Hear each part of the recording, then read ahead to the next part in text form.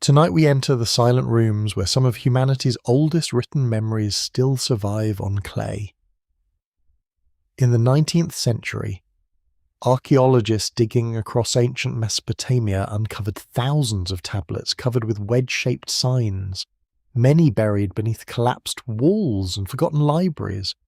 Scholars at Oxford University, Yale University, and major museums have spent generations reconstructing these texts from broken fragments.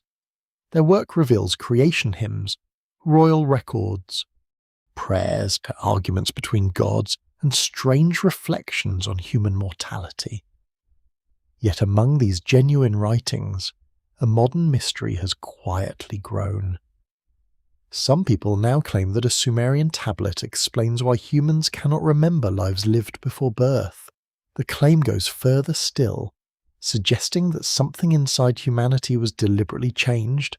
The surviving tablets do not state this directly. What they do contain is subtler and perhaps more interesting. They describe humans as beings created for a purpose, limited by forces beyond themselves, and separated from knowledge that belongs naturally to the gods. You can almost smell the dry earth as evening settles over southern Mesopotamia. The heat withdraws slowly from mud brick walls, leaving warmth trapped inside courtyards and narrow streets. Somewhere beyond the houses, reeds move along a riverbank while cattle shift heavily in their pens. The sky above is enormous and darkening, untouched by electric light. A temple platform rises over the settlement, its upper walls catching the final orange glow. Inside a nearby room, a scribe presses a cut reed into wet clay. Each small movement leaves a mark that may survive longer than the city itself. So, before you get comfortable, take a moment to like the video and subscribe, but only if you genuinely enjoy what I do here. And while you settle in, you can share your location and local time below. It is pleasant to imagine these ancient stories travelling again through another quiet night. The people living here do not think of writing as something ordinary. Literacy belongs mainly to specialists trained through exhausting repetition. Young scribes copy signs, vocabulary lists, legal formulas, myths, hymns, and administrative accounts until their hands understand patterns their minds are still learning. Clay is abundant, which helps explain why Mesopotamia preserves such an enormous written archive. Papyrus disappears easily. Clay can become unexpectedly stubborn. A tablet dropped into a fire may actually survive better because the heat hardens it. Destruction, with a certain archaeological irony, sometimes becomes preservation. Records confirm that Sumerian cities were producing sophisticated written documents by the late 4th and early 3rd millennia before the Common Era. The earliest surviving texts are often practical rather than mystical. They record grain, livestock, labour, land, and quantities owed to institutions. Humanity apparently learned to write partly because somebody needed to keep track of barley. It is a wonderfully mundane beginning for literature. Yet over time, the same system used for accounting became capable of preserving stories about creation, kingship, death, divine anger, and the structure of existence itself. This matters because the mysterious claim about forgotten lives often begins with pure ancient material. It rarely begins with a completely invented tablet placed conveniently in an imaginary museum basement. Instead, modern interpretations gather pieces from genuine Mesopotamian traditions and connect them in ways ancient scribes may never have intended. That distinction is important. You do not need to dismiss the mystery in order to examine it carefully. In fact, separating what the tablets actually say from what later generations imagine can make the story much stranger. Sumerian religious literature presents a world crowded with divine personalities. These beings quarrel, desire, negotiate, punish, or celebrate, and sometimes behave with an awkward familiarity that feels almost subhuman. Yet they also control realities humanos cannot command. Fertility, storms, rivers, kingship, craftsmanship, justice, and the boundaries of life all exist within a sacred order. Human beings enter that order as dependent creatures. They are intelligent enough to build cities and compose hymns, but they remain surrounded by limits they did not choose. One peculiar feature of these traditions is the importance of divine powers associated with as a civilization itself. Later scholars use a Sumerian term for these ordained powers, although the exact nature of the concept remains debated. They can involve kingship, priesthood, crafts, music, social roles, and even forms of human behaviour. The curious implication is that civilization is not simply invented by clever humans. Its essential structures already belong to a divine system, and humans receive access to them only under particular conditions. The scholarly debate becomes especially interesting here. Some historians understand these stories primarily as religious explanations for political and social institutions. Others emphasize their role in describing cosmic order, showing how early Mesopotamians imagined stability emerging from uncertainty. Neither interpretation requires secret engineering or erased reincarnation memories. Still, both leave you with an unusual picture of humanity. People are not entirely self-made. Knowledge arrives from somewhere older. For a moment, your fingers seem to feel the tablet itself. Its surface is rough along the edges and smoother where the scribe worked carefully. Several lines may be damaged. A corner might be missing completely. Modern researchers frequently reconstruct broken passages by comparing duplicate copies from different sites. Sometimes they can restore a missing phrase with considerable confidence. Sometimes they cannot. Those empty spaces have become surprisingly powerful. A broken tablet invites imagination because silence looks meaningful when surrounded by ancient words. You read a surviving line about human creation, then find several missing lines, followed by another passage concerning divine decisions. The mind naturally wants to connect them. This tendency is not unique to modern readers. Human beings dislike incomplete stories. Give us 9 pieces of a 10-piece puzzle, and we will begin drawing the missing piece ourselves. That is where the idea of forgotten past lives begins to hover near the evidence without actually appearing within it. Mesopotamian texts certainly ask what separates gods from humans. They certainly explore death, destiny, wisdom, and the limitations placed upon mortal beings. They also describe moments when divine knowledge is withheld, transferred, stolen, or granted. These are genuine themes. Reincarnation through repeated earthly lives, however, is not clearly established as the standard Sumerian doctrine.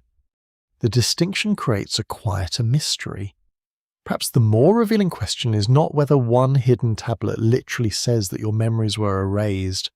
Perhaps the question is why ancient people repeatedly imagined humans as incomplete beings living beneath a greater order. Why should knowledge have boundaries? Why should mortality be fixed? Why should the gods possess forms of awareness denied to those who worship them? Your mind drifts through the temple courtyard as incense smoke catches beneath wooden beams. Somewhere, a priest recites words already ancient to the people hearing them. They do not imagine themselves standing at history's beginning. They believe the world has inherited structures, obligations, and stories from ages beyond ordinary memory. Kings receive authority from above. Cities belong to divine patrons. Human labour supports temples, canals, fields, and households. Life exists inside a system, and within that system, memory has an unusual importance. Scribes preserve names because being remembered matters. Kings carve inscriptions because forgetting resembles a second death. Families maintain offerings for their dead because relationships do not vanish instantly with burial. Entire institutions depend on remembering debts, boundaries, ancestors, rituals, and obligations. A civilization built so intensely upon recorded memory naturally makes forgetting feel dangerous. Perhaps that is why modern readers sense something deeper inside these damaged lines. We know that personal identity depends heavily upon memory. Remove your memories and your body remains, but your sense of continuity changes profoundly. If a person somehow lived before birth but remembered nothing, that earlier existence would become almost impossible to distinguish from non-existence. The possibility is philosophically unsettling precisely because it cannot easily be tested. Nothing on the clay forces that conclusion, yet the tablets lead you toward the ancient problem beneath it. Human beings appear conscious enough to question their condition, but not powerful enough to escape it. They can preserve the memories of cities while remaining uncertain about what existed before their own first breath. They can name the gods while knowing remarkably little about themselves. In the cooling darkness of Mesopotamia, that uncertainty feels less like an answer and more like a door left slightly open. The clay is cool beneath your fingertips now, softer than the fired fragments displayed behind museum glass. You stand in a workshop where baskets of damp earth with weight beside shallow bowls of water, and every surface carries the smell of river mud. For the people of ancient southern Mesopotamia, clay is not merely building material, it becomes brick, vessel, tablet, seal, figurine, and in some stories the substance from which humanity itself is shaped. That idea appears with remarkable persistence across Mesopotamian creation traditions. Human beings are not fashioned from precious metal or luminous stone. They begin with earth, wet and ordinary, the same material pressed beneath sandals along canal banks. Yet the ancient imagination does not leave the clay empty. Something must enter it. Something must give it purpose. In several Mesopotamian accounts, human creation occurs because the divine world has encountered a practical problem. The gods possess power, but power has not removed effort. Builds require cultivation, canals require clearing, food must be prepared, temples maintained, and the burdens of organized existence carried somehow. The solution is startlingly administrative. The humanity appears not merely as a miracle, but as labour assigned a cosmic function. Scholars at Yale University and Oxford University have long examined these creation traditions as reflections of how Mesopotamian societies understood work, hierarchy, and divine order. The gods do not create humans because they are lonely. They create them because the universe has chores. It is difficult not to notice the dry humour buried inside that arrangement. Humanity spends thousands of years wondering about its grand purpose, and one ancient answer is essentially maintenance. You are made because someone must handle the workload, yet the simplicity is deceptive. If humans are designed for a function, then their abilities and limitations begin to look intentional. Strength matters, intelligence matters, obedience matters, memory might matter too. Though the texts do not explicitly connect creation with erased lives, the deeper theme is that human nature itself appears tailored to a role. One Sumerian composition, often translated under a title concerning the birth of humanity, describes divine figures involved in shaping people from clay. The details vary depending on the version and reconstruction, because ancient literature does not behave like a single standardized scripture. Different cities preserve different emphases. Gods change prominence across periods. Names and roles shift, yet the underlying image remains powerful. Clay becomes human through divine action, and the transformation suggests that the body alone is insufficient. The material is prepared, moulded, and animated within a sacred process. Your mind drifts toward a riverbank where workers knead clay with bare feet. The mud squeezes between their toes while sunlight burns white across the water. Nearby, reeds rustle in the wind, and a potter turns a simple wheel with practiced rhythm. You watch a lump of earth become a vessel under steady hands. The resemblance is almost too obvious. A creator shapes wet clay. A potter shapes wet clay. A human body, vulnerable and temporary, returns eventually to dust. The metaphor grows naturally from daily life. Archaeological records confirm that clay figurines were common across ancient Mesopotamia, though their purposes differed greatly. Some were devotional, some protective, some domestic, and some connected with ritual practice. Museums and university collections preserve countless examples of small human forms, pressed or moulded from earth. These objects do not prove that Mesopotamians literally believed bodies were manufactured like pottery. They reveal something subtler. Clay was an intuitive medium through which people imagined form becoming identity. There is also an odd fringe interpretation that treats these creation scenes as disguised accounts of biological manipulation. In that reading, the gods become advanced beings, clay becomes raw genetic material, and divine intervention becomes a kind of ancient laboratory procedure. The suggestion is popular because it translates myth into modern technological language. It also goes far beyond what the surviving texts establish. Nothing in the tablets describes genes, laboratories, chromosomes, or scientific equipment. Still, the reinterpretation survives because the original stories already contain an unsettling premise. Human beings are assembled according to external intentions. The open scholarly debate moves along a different path. Historians continue discussing how literally ancient audiences understood creation imagery and how much these myths reflect social conditions rather than biological speculation. Some researchers emphasize agricultural labor and temple economies. Others focus on theological questions concerning divine authority and human dependence. Specialists at major universities have also explored how Mesopotamian myths changed as political power shifted between cities and kingdoms. The stories were not frozen. They were retold because each generation needed the ancient pattern to make sense within a changing world. Imagine how that pattern feels from inside the story.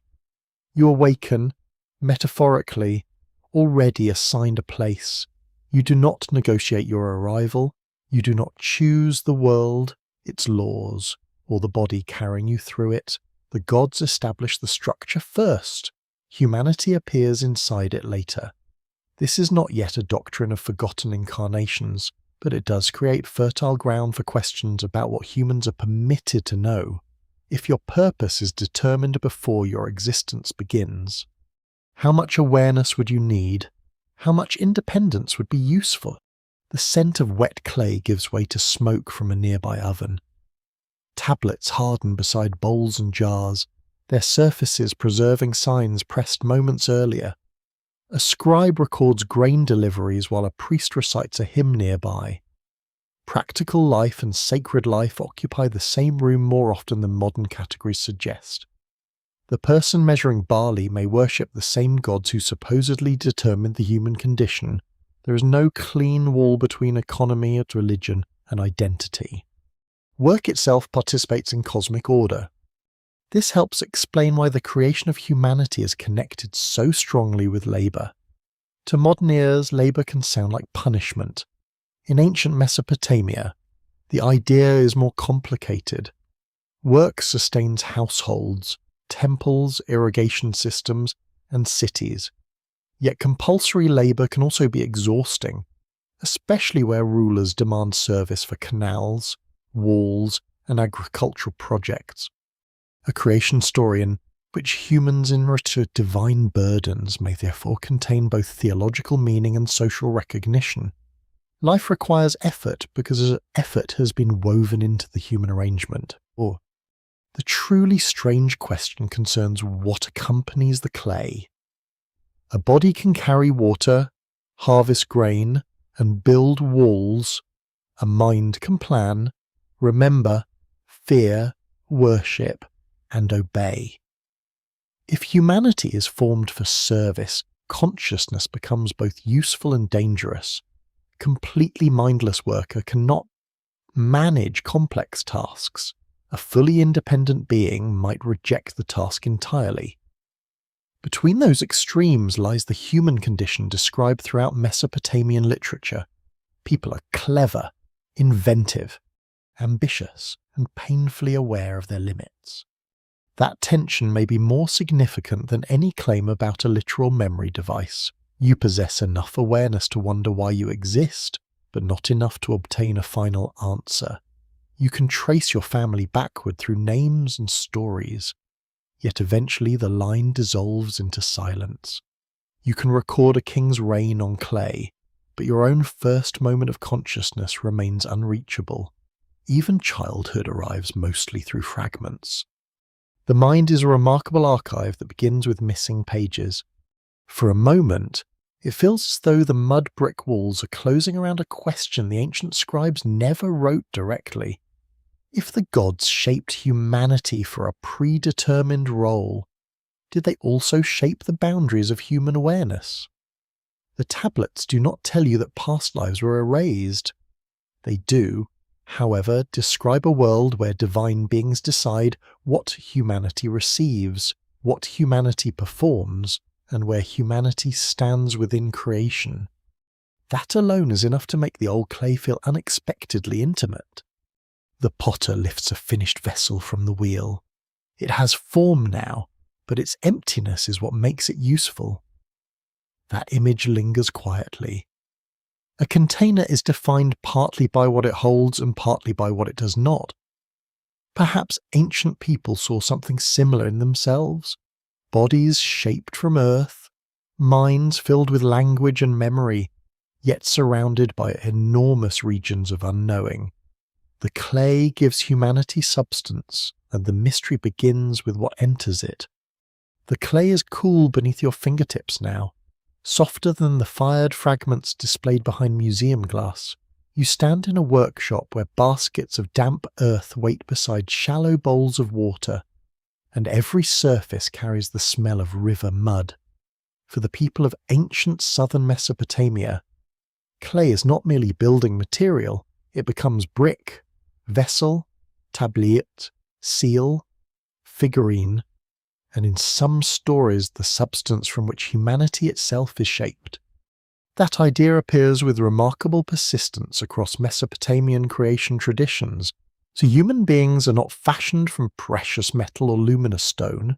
They begin with earth, wet and ordinary, the same material pressed beneath sandals along canal banks. Yet the ancient imagination does not leave the clay empty. Something must enter it. Something must give it purpose. In several Mesopotamian accounts, human creation occurs because the divine world has encountered a practical problem. The gods possess power, but power has not removed effort. Fields require cultivation, canals require clearing, food must be prepared, temples maintained, and there's burdens of organized existence carried somehow. The solution is startlingly administrative. Humanity appears not merely as a miracle, but as labor assigned a cosmic function. Scholars at Yale University and Oxford University have long examined these creation traditions as reflections of how Mesopotamian societies understood work, hierarchy, and divine order. The gods do not create humans because they are lonely. They create them because the universe has chores.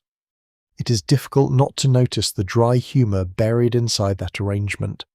Humanity spends thousands of years wondering about its grand purpose, and one ancient answer is essentially maintenance.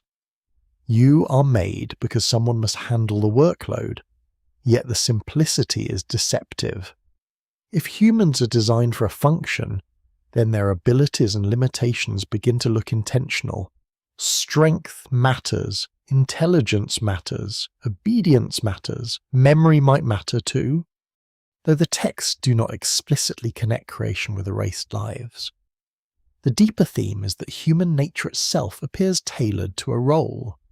One Sumerian composition, often translated under a title concerning the birth of humanity, describes divine figures involved in shaping people from clay. The details vary depending on the version and reconstruction, because ancient literature does not behave like a single standardized scripture. Different cities preserve different emphases.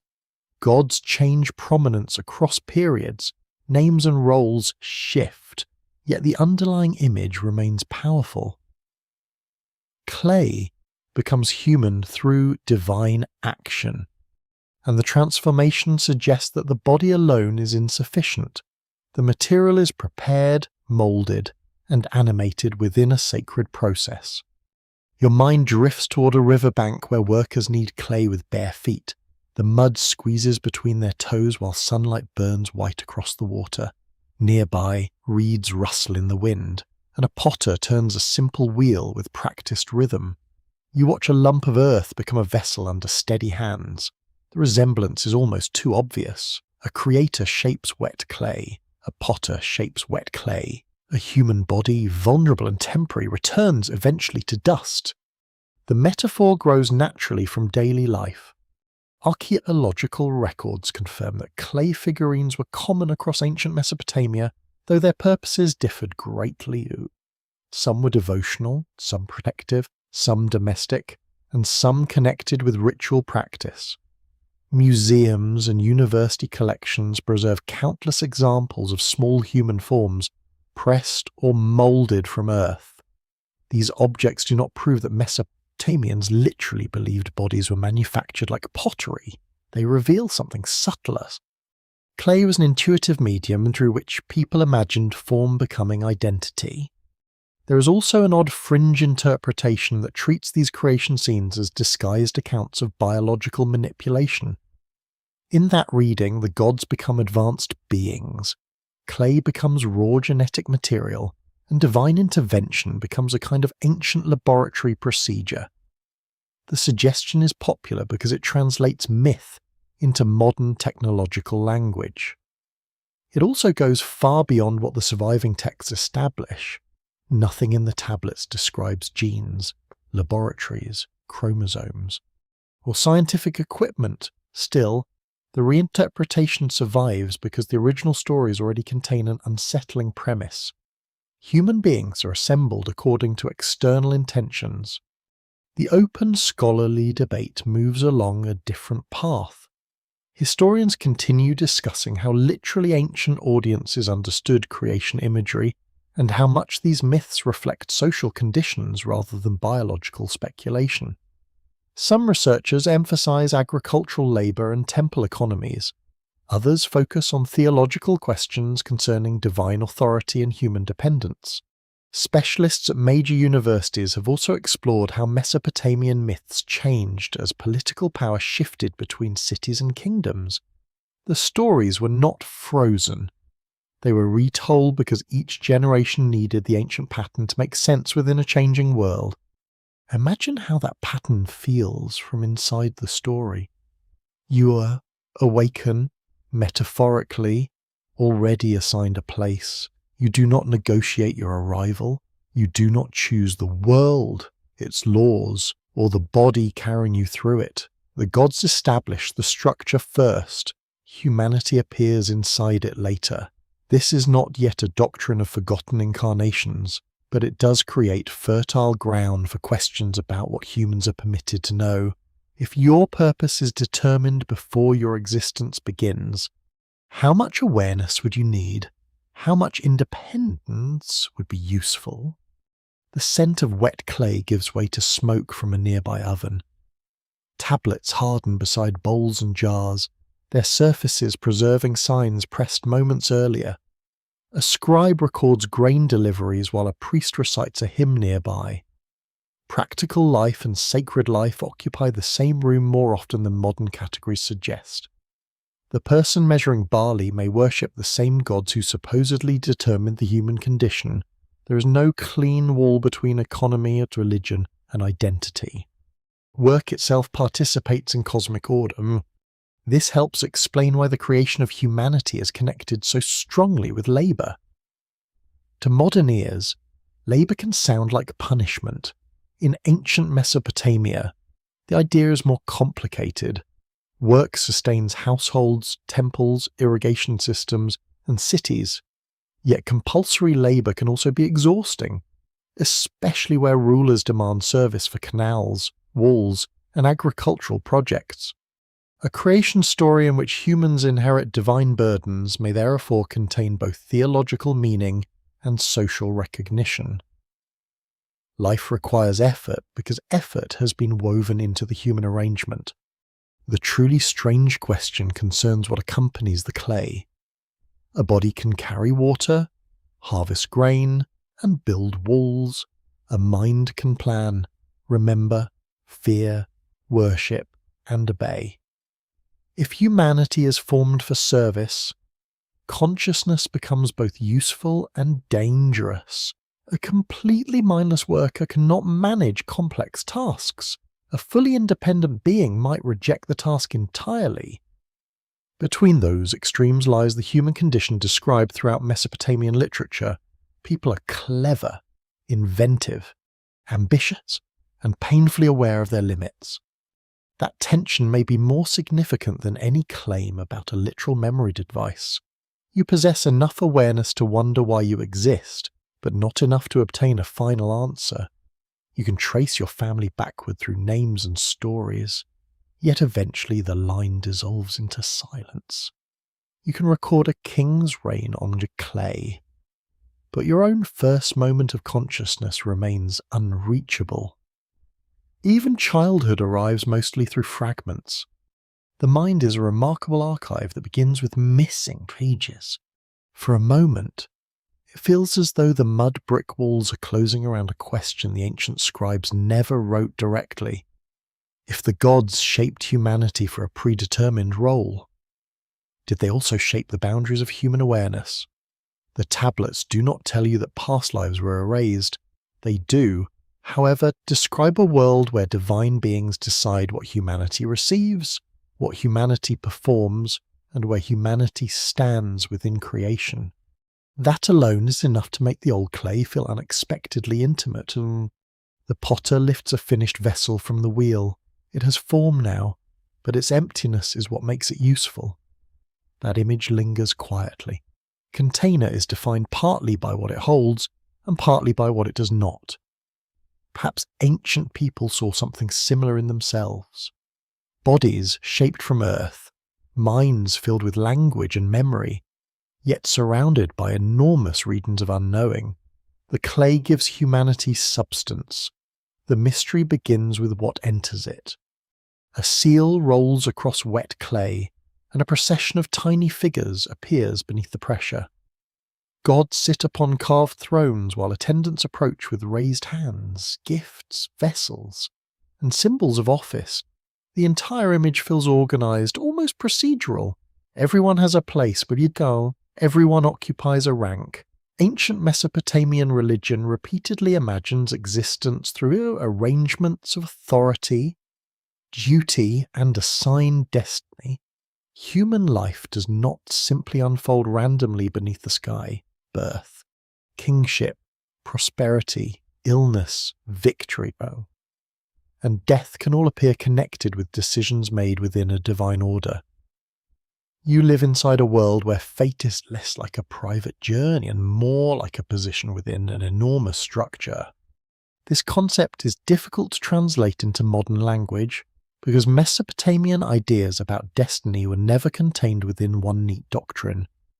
Different texts use different divine figures, formulas, and images. Some gods determine destinies during solemn assemblies. Certain deities possess special authority over decrees that establish the shape of events. Kings receive legitimacy through divine approval, while cities claim sacred patrons who protect their political identity. Researchers at the University of Chicago and Yale University have examined how deeply these ideas penetrate Mesopotamian literature. The evidence suggests that destiny was not merely fortune, it was connected with order itself. You can imagine entering a temple courtyard before sunrise. Stone thresholds are cool beneath your feet, and lamp smoke clings faintly to the walls. Priests move quietly through rooms containing offerings, statues, textiles, and ritual vessels, and somewhere within the sacred complex, Divine decisions are believed to affect the city beyond. Merchants open stalls, farmers inspect irrigation gates, and officials count deliveries. Yet the invisible structure behind daily life remains unknown. Human action matters greatly, but it unfolds beneath conditions humans did not create. Royal inscriptions make this especially clear. Kings regularly describe themselves as chosen, appointed, favoured, or granted authority by the gods. Their power is not presented simply as personal achievement. It becomes a destiny confirmed from above. A council decree or royal inscription can therefore reveal more than political boasting. It shows how rulers wished society to imagine authority. Kingship belongs first to the divine order, then passes into human hands. The king governs because the cosmic hierarchy permits him to govern. This may sound convenient for kings, and naturally it was. Ancient rulers were rarely shy about discovering that heaven approved of their careers, yet the idea reaches far beyond royal propaganda. Ordinary people also lived within networks of inherited position. Family, city, occupation, gender, legal status, and economic rank shaped opportunity from birth. Your identity was deeply relational.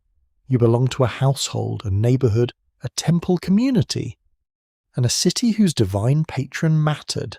Freedom existed, but not as modern individualism usually imagines it. The unsettling element appears when destiny touches the human condition itself. If gods can assign kingship, prosperity, and social order, perhaps humanity also possesses an assigned nature. Creation myths often describe humans entering an already structured cosmos. Their limitations do not appear as temporary accidents waiting for technological correction. Mortality, labour, dependence, and uncertainty are woven into the condition of being human. You do not merely encounter boundaries. You are born inside them. Some ancient compositions describe divine assemblies fixing destinies through spoken decisions. Speech carries enormous power in such scenes. A declaration is not simply commentary about reality, it helps establish reality. The gods name, decree, assign, and confirm. This differs sharply from the modern assumption that fate means an invisible timeline mechanically controlling every event. Mesopotamian destiny often resembles authorized order, a condition granted or established by powers capable of making it binding. The quirky modern interpretation treats these divine decrees like programming instructions. According to that fringe idea, human beings were given behavioral limitations through something resembling biological code.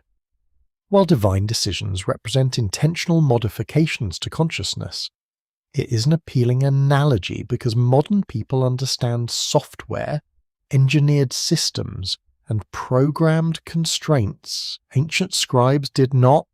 Nothing in the surviving material describes neurological switches or technological commands. Still, the analogy reveals why these myths feel strangely contemporary. They portray beings operating according to capacities established outside themselves. The scholarly question is more subtle. Historians continue debating whether destiny language reflects theological belief, political ideology, literary convention, or some combination of all three. Scholars at Oxford University have emphasized that ancient texts must be understood within their original genres, because a hymn, royal inscription, lament, and myth perform different functions. A poetic statement about destiny cannot automatically be treated as a scientific claim about human biology. Even so, recurring patterns across many genres show that divine determination was not an isolated literary flourish. You hear the soft click of a stylus against a wooden tray. A scribe is preparing another document, perhaps a contract concerning land or silver. Mesopotamian legal culture depends heavily upon agreements, witnesses, seals, and recorded obligations. The habit of formalizing relationships may have influenced how people imagined cosmic order. Human society operates through decrees and contracts. so divine society also becomes understandable through decisions and assignments. Heaven resembles an administration, though with a considerably more thunder. This bureaucratic quality can seem amusing until you consider its psychological effect. A person who believes destiny has been established by divine authority approaches uncertainty differently. Misfortune may not indicate meaningless chaos. Success may not belong entirely to personal effort. Life becomes part of a larger design whose reasoning is only partly visible. That belief can provide comfort, but it can also produce unease. If your condition was assigned, what parts of you were chosen without your knowledge? Memory becomes especially interesting within such a system. Your remembered experiences shape your identity, but your deepest conditions precede memory entirely. You do not remember acquiring language as an infant in any conscious sense. You do not remember the construction of your nervous system. You certainly do not remember choosing mortality. The most fundamental features of human existence are simply present when awareness begins. Ancient mythology gives divine personalities to this mysterious fact. The gods establish the arrangement, and humanity awakens within it. Perhaps this is one reason later readers begin imagining a deliberate alteration inside the human mind. The ancient material already presents a framework of externally determined conditions. Modern speculation takes another step and asks whether forgetfulness itself might belong to that design. The tablets never make such a statement about past lives, yet the question grows naturally from the broader theme. If consciousness has boundaries, did those boundaries emerge accidentally? Or are they part of what makes humans human? The scent of cedar oil spreads from a small lamp as evening settles over the temple. A statue stands in shadow, its enormous carved eyes staring forward with permanent attention. Mesopotamian worshippers often created votive figures with unusually wide eyes, perhaps expressing devotion and constant presence before the gods. The contrast is striking. The statue watches endlessly. Human beings cannot. They sleep, forget, misunderstand, and die. Attention itself has limits. There is a strange dignity in that limitation. Humans may not possess divine permanence, yet they create records precisely because memory fails. They carve names because names vanish. They write contracts because their spoken promises can be disputed. They copy hymns because voices fade. Civilization becomes partly an answer to forgetfulness. Every tablet is a small rebellion against disappearance. Still, a tablet remembers differently from a person. Clay preserves information without understanding it. A human remembers selectively, emotionally, imperfectly. Pain changes recollection. Desire changes recollection. Time smooths one detail and sharpens another. Modern psychology has shown that memory is reconstructive rather than a flawless recording. Ancient people did not possess that scientific framework, but they knew perfectly well that memory could fail. So the question of fate deepens. Perhaps human destiny concerns more than what happens to you. Perhaps it assumes the kind of mind through which you experience what happens. A finite memory, a mortal body, and incomplete knowledge together create a particular form of consciousness. You move through life unable to see the whole design, forced to make decisions with fragments. Outside, the city grows quiet, doors close, animals settle into courtyards. The stars remain bright above the dark river plain, indifferent and impossibly distant. Somewhere inside a temple archive, clay tablets hold decisions made by people long dead. Some record taxes, some record offerings. Others describe gods fixing destinies with solemn authority. You are left with a thought that is difficult to dismiss. If destiny was imagined as something assigned, then human limitation could also be understood as an assignment, not punishment necessarily, not deception, simply condition. You receive a body capable of work, mind capable of wonder, and knowledge sufficient to navigate only a small portion of reality. The ancient system does not explain why those boundaries exist, it simply places them around you. And inside those boundaries, consciousness begins. The room is warm with kiln heat, and the smell of baked clay hangs beside traces of oil smoke. On a low table rests a small figurine with shoulders, face, and limbs pressed into shape by human hands. It looks complete, yet something about it remains obviously lifeless.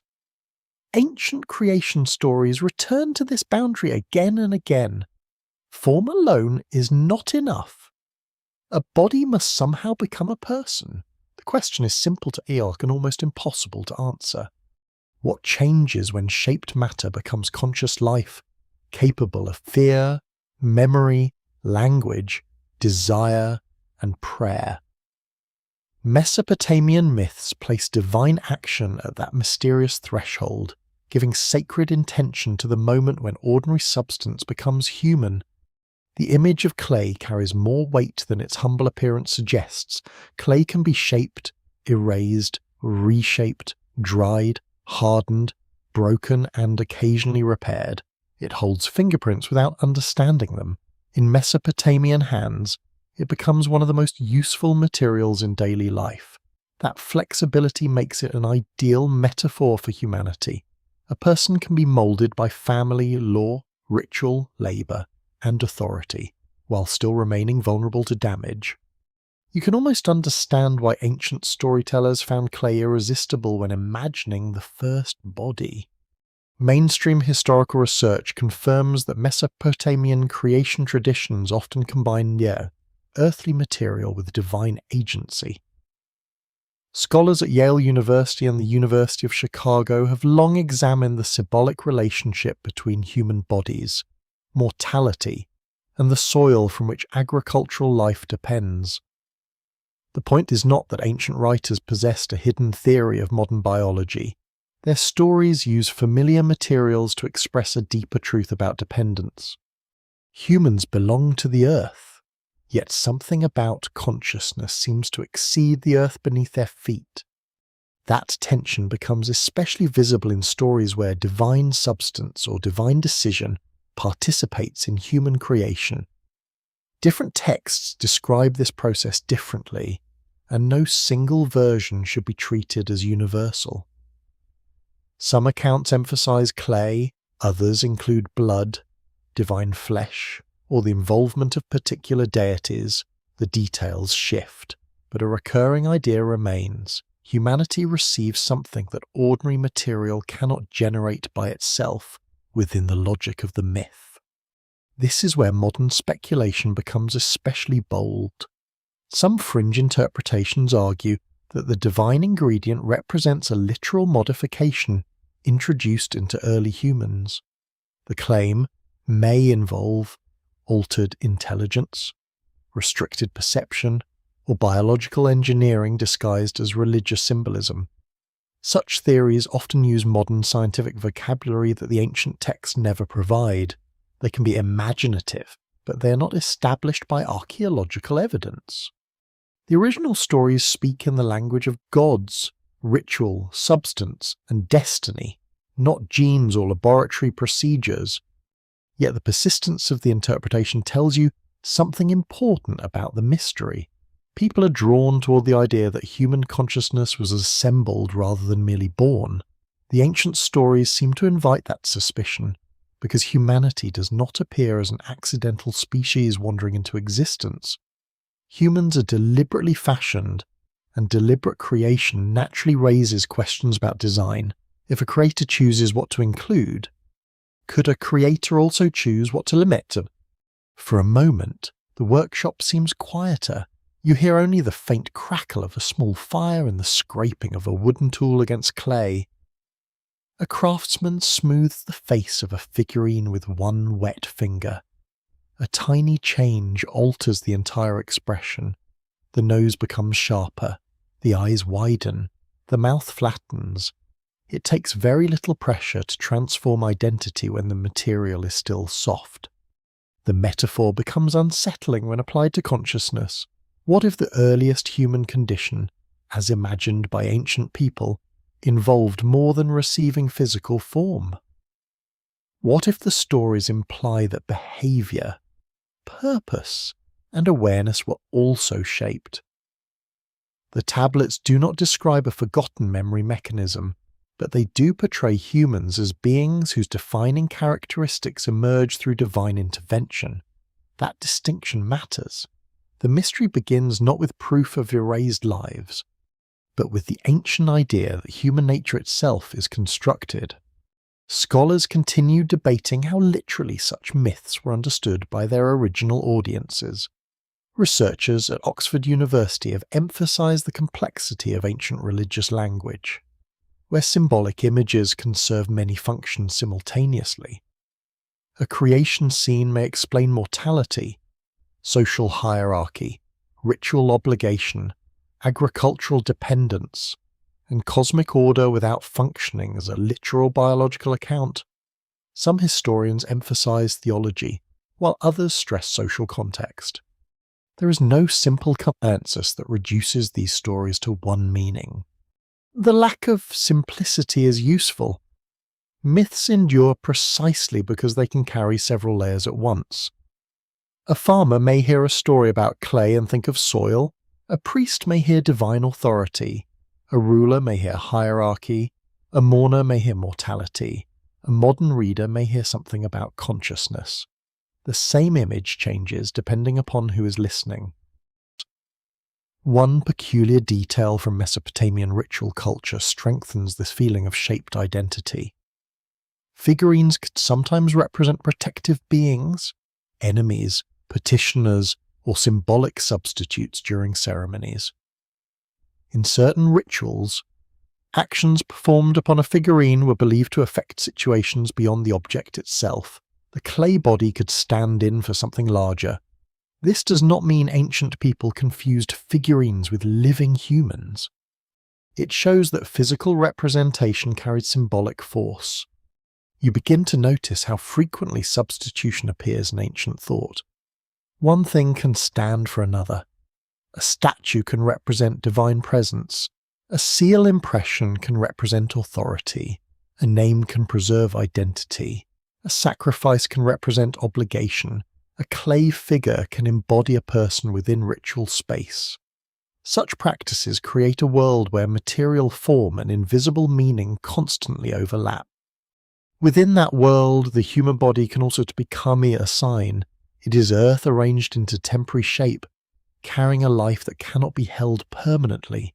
The body grows, weakens, heals, scars, and changes. Consciousness somehow persists through those changes, even though memory itself shifts constantly.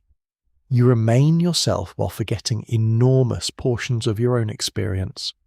That fact offers a quieter bridge toward the mystery of past lives. Human beings already live with profound gaps in memory. Entire years of childhood fade. Dreams vanish within minutes. Faces once familiar become difficult to summon. Modern neuroscience describes memory as distributed across complex brain systems rather than stored like writing on a tablet. Ancient people did not know those mechanisms, but they knew forgetfulness intimately. If memory can disappear within a single lifetime, the imagination naturally wonders what else may be inaccessible. Modern spiritual theories sometimes place hidden memory beneath ordinary awareness, suggesting that past experiences survive beyond conscious recall. The Mesopotamian texts do not confirm this idea. Still, their language of shaping, divine intervention, and human limitation makes the speculation emotionally persuasive. The more intriguing possibility concerns not memory itself, but the architecture of awareness. A person does not simply remember or forget. Attention filters experience constantly. You notice some sounds and ignore others. You recall certain events while losing thousands of details. Consciousness is selective by nature. that selectivity is necessary because complete awareness would be overwhelming. Perhaps an ancient storyteller, lacking modern neurological vocabulary, would describe such limits differently. The gods determine what belongs to humans, the gods hold deeper wisdom. Humans receive enough knowledge to function within the world. That framework does not require a conspiracy. It expresses a hierarchy of consciousness. There is something almost tender in the image of a divine hand shaping wet clay. The gesture can suggest care as easily as control. Creation may be purposeful without being cruel. Limitation may protect as much as restrict. A human mind capable of remembering every sorrow without fading might become unbearable to inhabit. Forgetfulness, uncomfortable as it is, can also soften pain. That possibility changes the mood of the question. If something within humanity was limited, the purpose might not necessarily be domination. It could be survival, it could be adaptation. It could simply be the condition required for a mortal mind to remain coherent. The kiln fire lowers, and shadows lengthen across the workshop. Finished figures rest beside unfinished ones, each carrying marks left by the hands that formed them. The clay remembers every pressure. The person looking at it does not. Perhaps that contrast is the real mystery. Matter can preserve traces for thousands of years, while consciousness releases most of what passes through it. The ancient world understood preservation through clay better than almost any civilization. Its people learned that memory placed outside the mind could survive the mind itself. If human beings were shaped, then the deepest question is not only what was placed inside them, it is also what was left outside, what was limited, and what was never meant to be carried consciously. The tablets offer no final answer. They leave only the image of Earth becoming human beneath forces larger than itself. The scent of cedar resin drifts through a quiet sanctuary, mixing with the warmth of lamp oil and old plaster. Somewhere beyond the doorway, sandals scrape softly across packed earth, then disappear into the night. Inside, a priest recites words describing powers that do not belong equally to gods and humans: wisdom, judgment, ritual knowledge, craftsmanship. And the ordering of cities are not presented as inventions emerging slowly from ordinary minds. They descend through divine arrangements. Ancient Mesopotamian stories often imagine knowledge as something possessed, guarded, transferred as mud, or granted. You begin to sense that understanding itself has a hierarchy.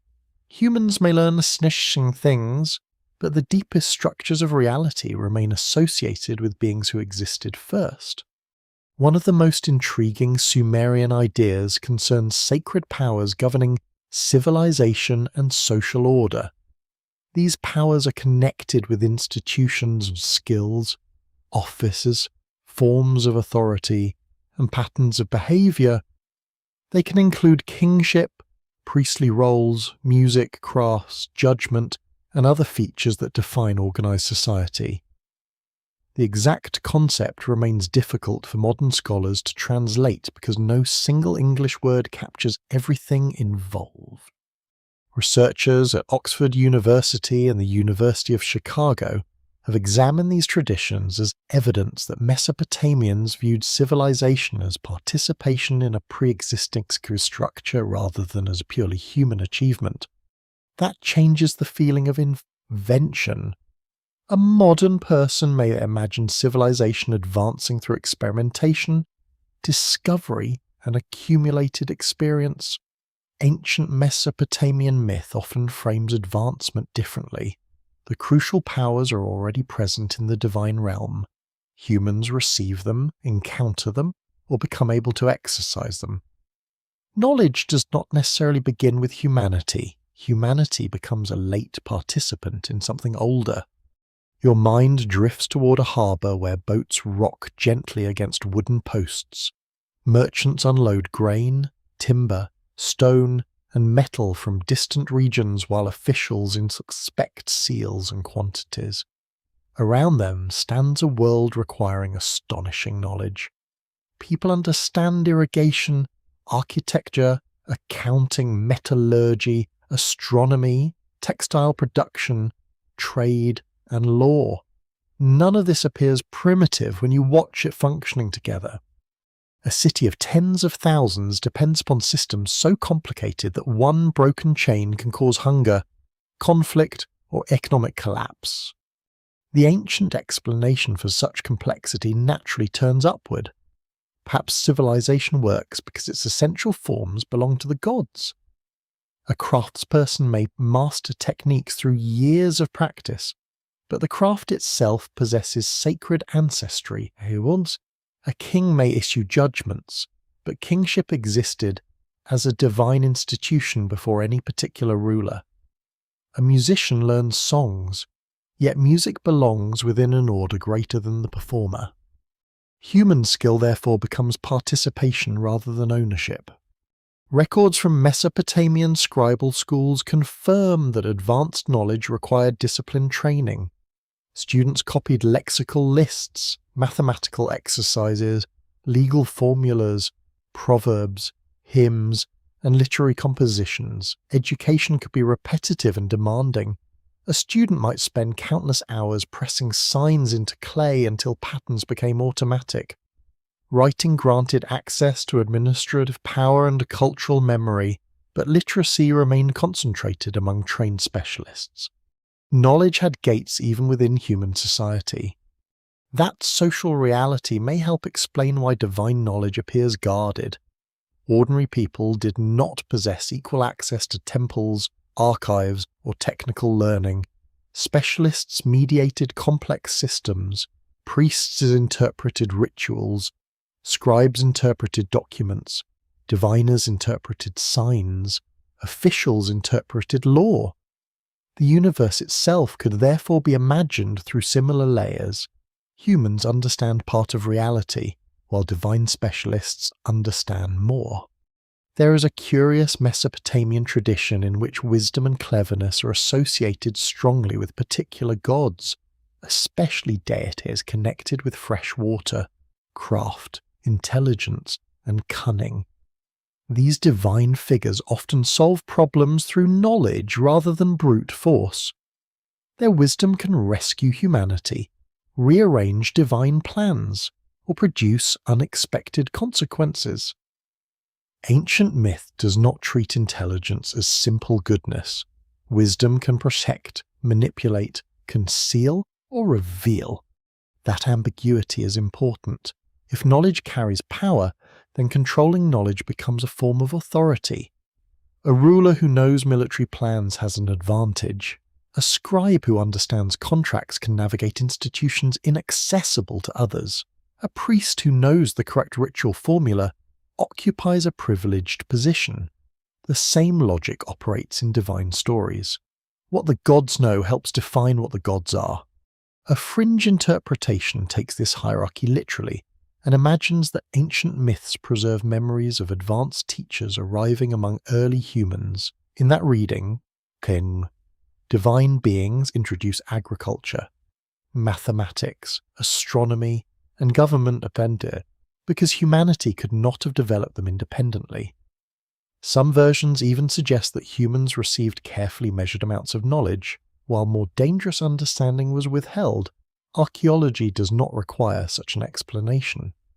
The gradual development of complex societies is visible through settlements, technologies, writing, and changing institutions. Yet the mythic pattern remains fascinating because ancient storytellers themselves often placed the source of civilization beyond ordinary humanity. Scholars continue debating how these sacred powers should be understood. Some emphasize their role as theological explanations for institutions. Others view them as expressions of cultural identity, especially in stories where one city gains prestige through possession of divine gifts. Researchers studying Sumerian literature also note that the language can be deliberately expansive, combining abstract principles with concrete offices and activities. The concept refuses to behave like a tidy catalogue, That difficulty may be part of its meaning. Civilization itself is too complicated to fit inside one category. You hear water pouring into a basin as a temple attendant washes his hands. Ritual purity, procedure, and memory govern each movement. There is a correct sequence. A forgotten gesture may matter. A mispronounced formula may matter. Knowledge therefore becomes embodied in action. You do not merely possess information, you perform it. This distinction leads towards something more unsettling. If certain knowledge belongs only to particular beings, then ignorance may not always be accidental. It can be structural. A child does not know what an elder knows because time has not granted the experience. A farmer does not know every scribal formula because training belongs elsewhere. A human does not know divine plans because divine perspective remains inaccessible. In such a system, limited knowledge is not necessarily punishment. It is part of position. Perhaps this is why myths about divine secrets feel so persistent across civilizations. People recognize intuitively that information changes behavior.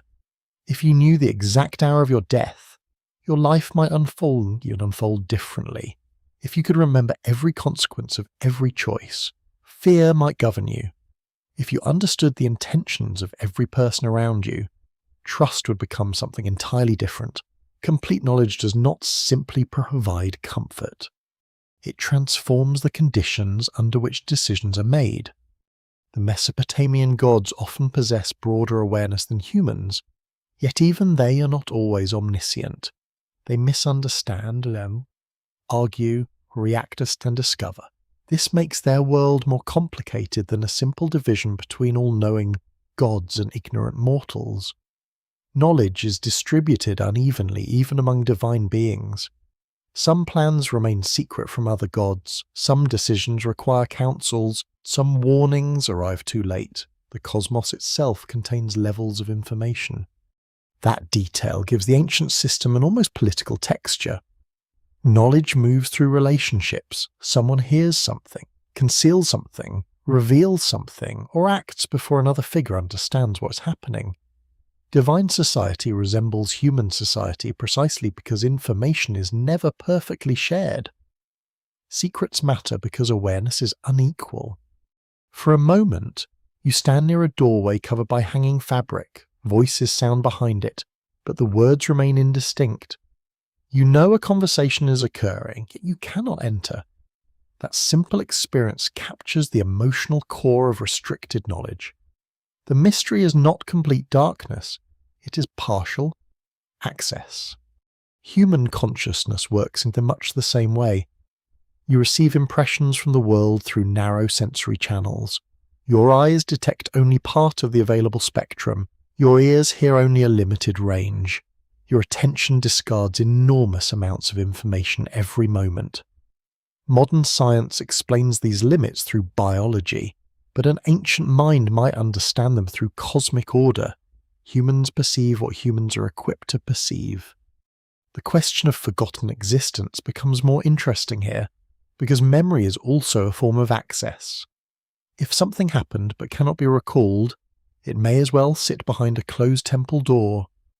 You sense that something could be there, yet you cannot inspect it directly. This does not prove hidden live. It reveals why memory and knowledge feel so closely connected.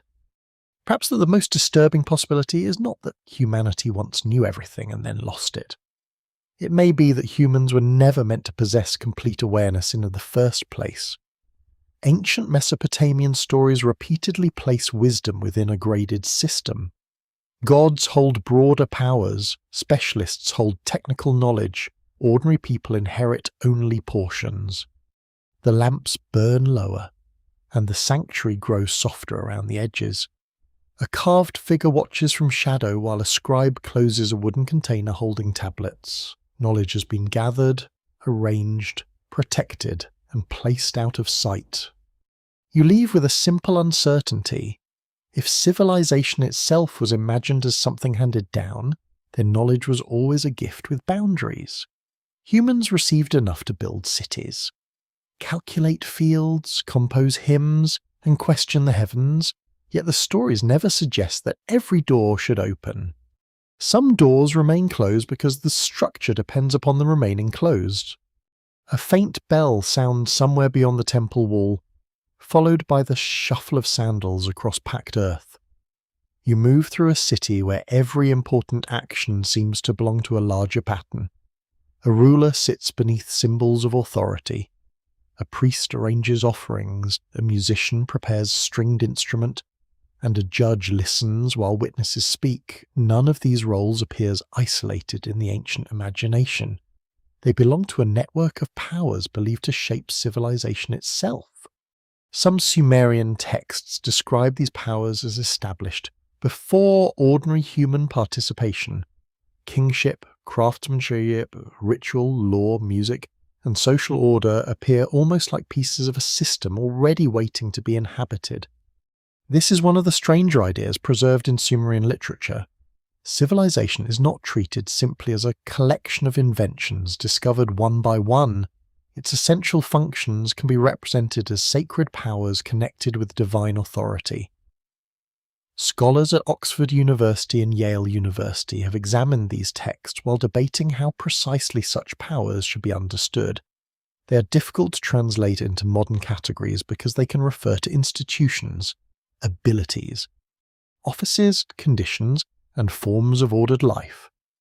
The important point is that human culture appears to depend upon structures that do not originate entirely with humans. You can picture a young apprentice entering a workshop at dawn. Copper tools hang from a wooden beam, stone weights rest beside a scale, and charcoal dust darkens the floor. The apprentice may eventually master every technique required to work metal, but the craft itself feels older than him. It carries inherited rules, gestures, and knowledge. The same sensation exists within Sumerian mythology on a much larger scale. Human beings perform civilization, but the pattern already exists beyond them. A city does not invent kingship from nothing. A musician does not create the possibility of music. These things belong to an established cosmic order. Records confirm that Mesopotamian cities developed complex administrative institutions remarkably early. Officials measured land, distributed grain, supervised workers, organized trade, and maintained temple estates. Legal documents preserved agreements involving property, marriage, inheritance, loans, and labor. Such systems required generations of accumulated practice. Yet myth gives them a sacred dimension by imagining social structures as something authorized from above. Administration becomes more than paperwork. It reflects the architecture of the universe. There is an intriguing Sumerian story involving divine powers transferred between major deities and cities. The narrative presents these powers almost like precious possessions capable of changing location. They are associated with civilization, prestige, and social complexity. Modern readers sometimes find the scene unexpectedly playful because the transfer involves feasting, persuasion, and later regret the gods, it seems. It can make questionable decisions after a generous amount of celebration. Ancient religion rarely wastes an opportunity to remind you that divine beings can be complicated company. The tale is important because the powers themselves remain distinct from ordinary human invention. They can be given, received, possessed, or relocated. A city rises in significance partly because it gains access to them. That imagery creates a striking question. If civilization depends upon sacred powers, what happens to people who do not possess them? Are they less human? Or simply outside the organized system? The texts never provide a simple philosophical answer. But the idea suggests that human potential requires activation through culture. A fringe interpretation takes this much further. Some modern writers imagine these sacred powers as technological packages, perhaps encoded instructions containing advanced knowledge. In that theory, ancient gods become bearers of technology who distribute specific abilities to selected human communities. Such readings often reinterpret ritual language as if it concealed technical manuals. Archaeology provides no reliable evidence for that claim. The powers are better understood within religious and cultural traditions, where institutions can be personified, sanctified, and treated as divinely ordered realities. Still so. The fringe interpretation survives because the original idea already feels unusual. Humans do not merely discover civilization through trial and error, they receive access to something that seems older than their cities. You begin to wonder whether the myth preserves a psychological truth rather than a technological secret. No individual invents language, law, music, mathematics, or social custom from the beginning. Every person is born into systems that already exist. Culture enters you before you fully understand it. The scholarly debate remains open concerning how literally the Sumerians conceived these powers and how much the literary stories were shaped by competition between cities. Researchers at major universities have noted that religious narratives often reflect political realities. If one city claims possession of divine powers, that claim can support its prestige, yet reducing the story entirely to politics would miss its broader imaginative force. The powers describe an ordered world in which human civilization has sacred foundations. Your hand brushes against rough mud brick as you enter a narrow street.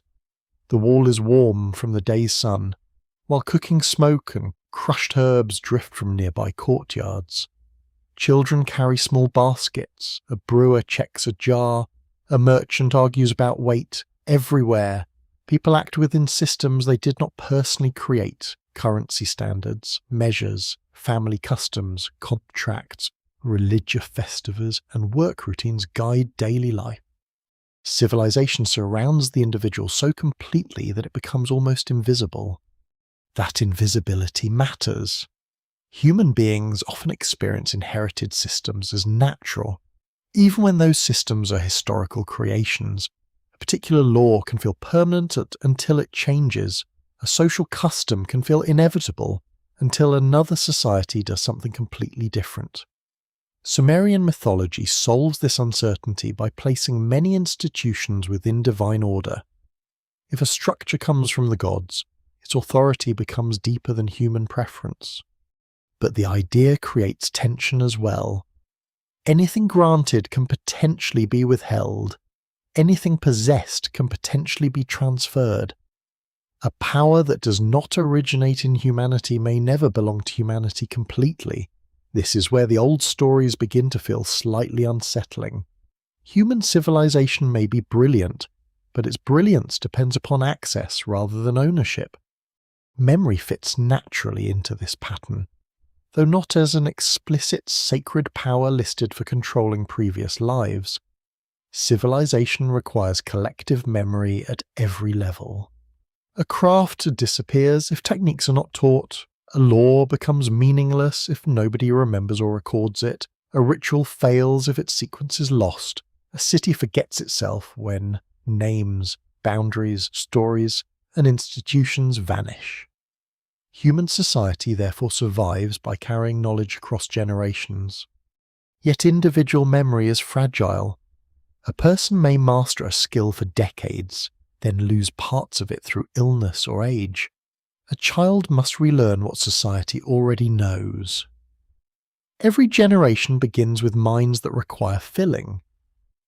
This creates a curious asymmetry. Civilization can become ancient while every individual consciousness begins almost empty. Perhaps this is the real meaning hidden inside the mythic structure. The system appears older than the participant. You enter language without remembering its invention. You inherit numbers without witnessing their origin. You obey customs created by people whose names are gone. The powers of civilization seem to predate you because, from your personal perspective, they genuinely do. That does not prove that humans once possessed supernatural abilities that were removed. The surviving evidence does not support such certainty. Yet the ancient system raises another possibility. Human beings may always have understood themselves as receivers of capacities that feel larger than any single life. Music enters you from people already playing. Knowledge arrives through teachers. Law reaches you through institutions. Memory itself is borrowed from those who came earlier. The evening air cools as the lamps appear in doorways. Somewhere, a musician plucks a string and pauses while the note fades between houses. The sound exists only for a moment, but the pattern survives because another person has learned it. That is how civilization defeats disappearance.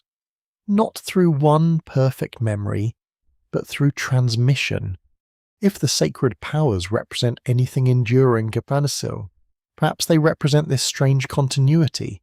Human beings vanish, while roles, skills, stories, and systems remain.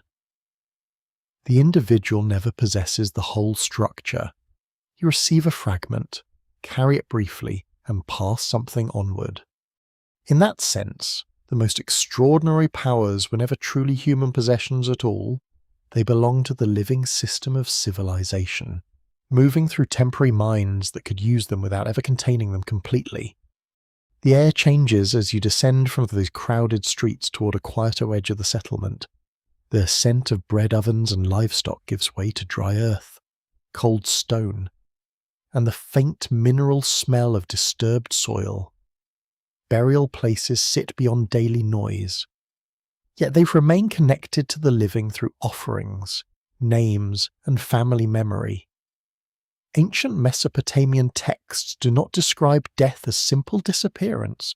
They imagine a continued existence beneath the world dimmer than life above, stripped of many pleasures, but still inhabited by those who have crossed into another condition. Here the mystery of memory becomes more difficult, because survival after death does not necessarily mean return. Mesopotamian beliefs about the dead survive through literary compositions, ritual texts, burial practices, and references scattered across many periods. Scholars at the University of Chicago, Yale University, and Oxford University have examined these traditions carefully because no single text provides one universal doctrine. The underworld appears under several names in different compositions, yet its character is remarkably consistent. It is dark, dusty, distant, and difficult to escape. The dead continue in reduced form, often imagined as shadows or spirits dependent upon the attention of living relatives. Archaeological evidence confirms that Mesopotamian families sometimes buried their dead beneath houses or within nearby cemeteries, depending upon period and place. Grave goods could include pottery, ornaments, tools, weapons, and food vessels. Such practices suggest that death did not sever every relationship immediately. The living continued to remember names and maintain obligations. In some traditions, offerings of food and drink help sustain the dead, especially those whose descendants still perform the proper rites. You can imagine a small household at dusk. A lamp burns behind a low wall while water is poured carefully into a vessel. The gesture is quiet, almost domestic. No thunder announces the presence of the dead. No glowing spirit appears. The connection exists through ritual, memory, and obligation. A forgotten ancestor may suffer not because some demon attacks, but because nobody remembers to provide what the dead require. This gives memory a social power that feels almost physical. To be remembered is to remain connected. To be forgotten is to lose support. Names therefore matter deeply. Families preserve genealogies. Rulers carve inscriptions hoping future generations will speak their names. Temples record offerings associated with the deceased. Memory becomes nourishment in symbolic and ritual terms.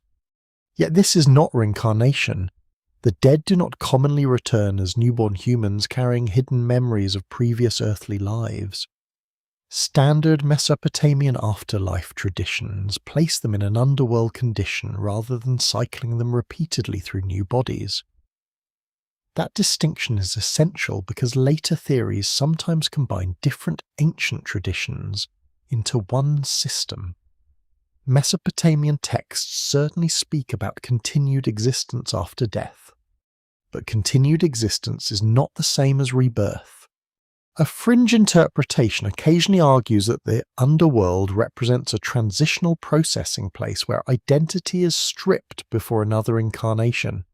In such readings, references to dust, darkness, gates, and changed status become symbolic stages through which consciousness passes before returning to the world. It is a creative theory, yet the surviving texts do not state that this is what happens.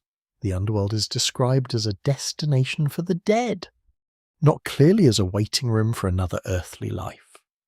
The scholarly debate lies elsewhere. Historians continue discussing how literally people understood underworld descriptions and how burial practices varied by social class, region, and period. Some researchers emphasize the importance of ancestor cults and family obligations. Others focus on literary symbolism, noting that underworld journeys often serve narrative purposes rather than offering systematic theology. The picture is complex because ancient Mesopotamia spans many centuries and cultures. Belief changed, adapted, and overlapped. You hear the soft scratch of insects near the ground while the evening cools. A grave marker catches pale moonlight. Somewhere below lies a person whose voice has vanished completely, yet whose name might still appear on clay. This is the strange power of writing. A living mind dies. But a few pressed signs can preserve a fragment of identity for thousands of years. The person becomes silent while the record continues speaking.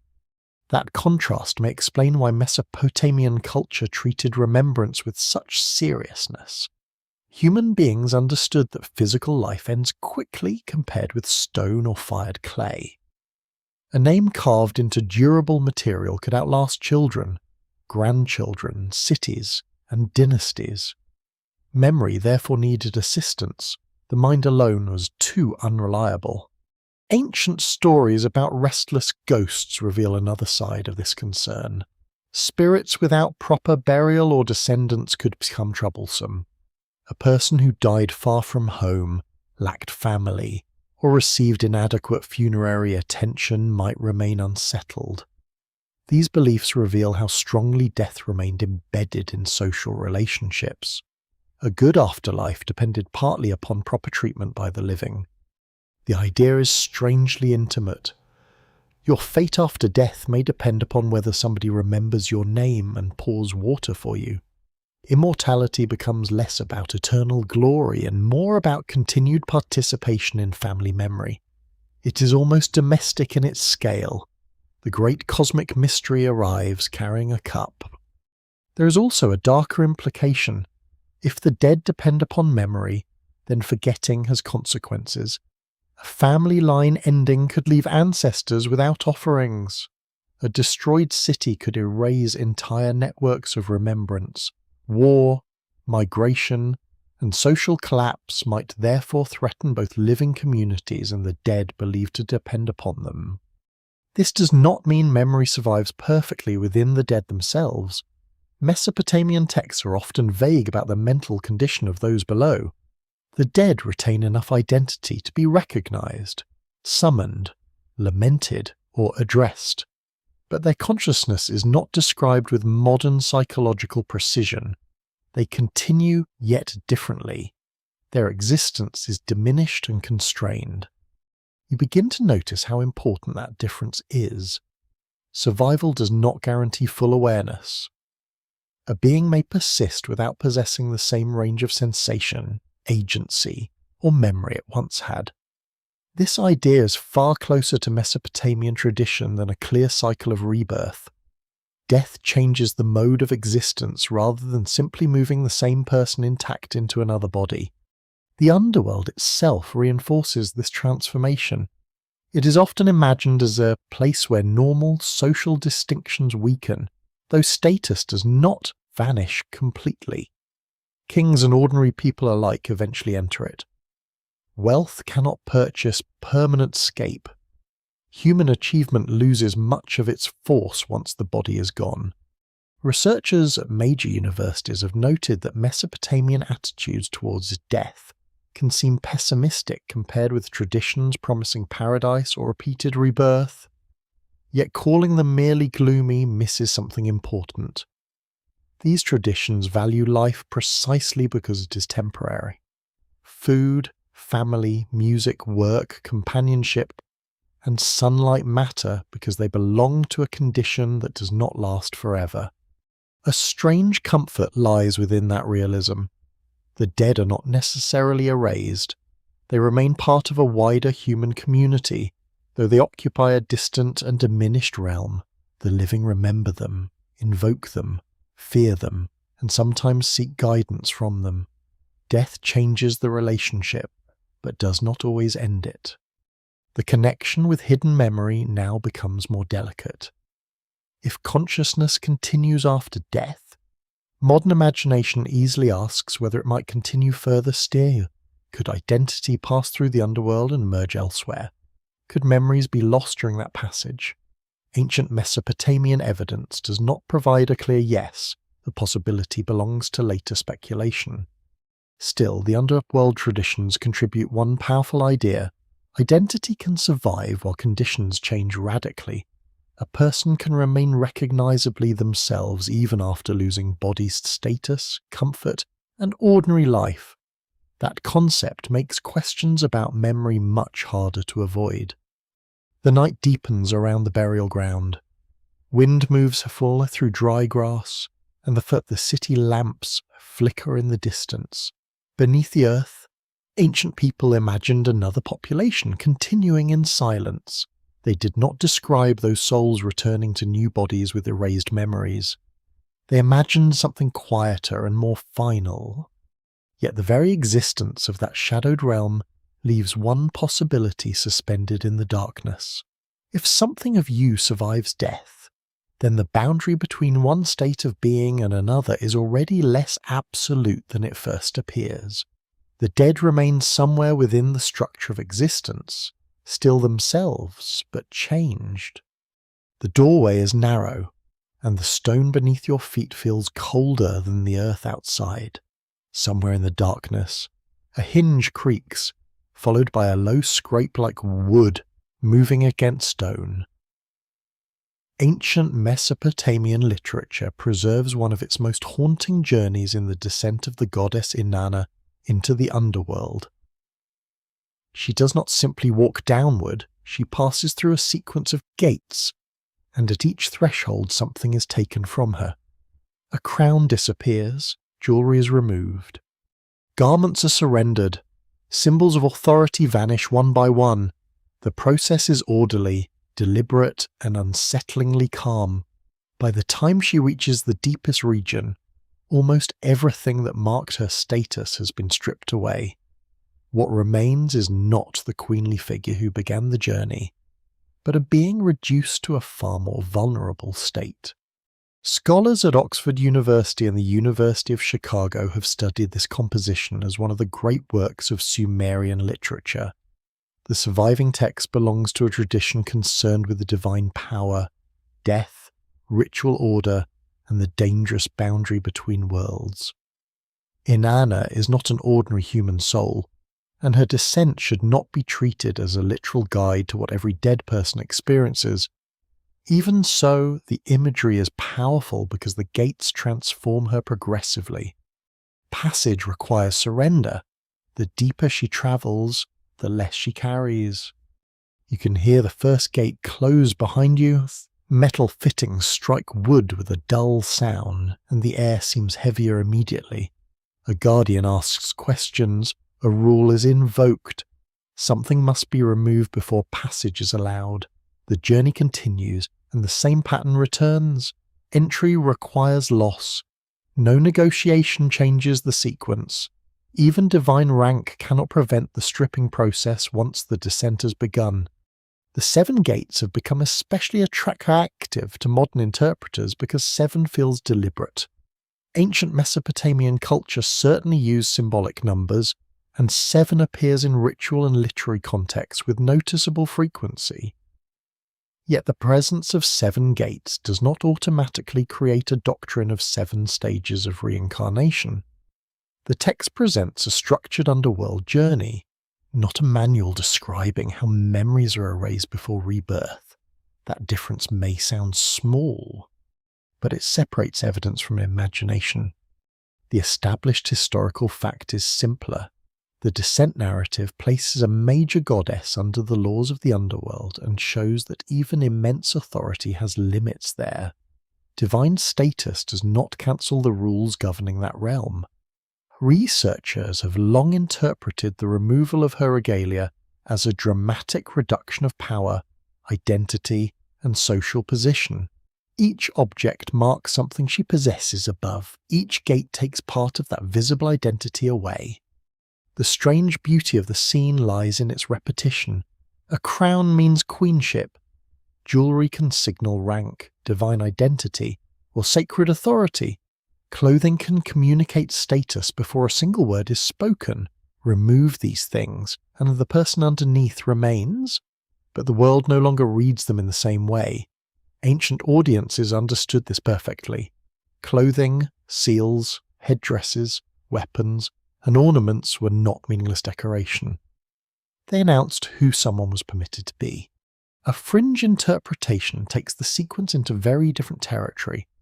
Some modern spiritual readings imagine the 7 gates as stages where a soul loses layers of memory, personality, or energetic identity before entering another existence.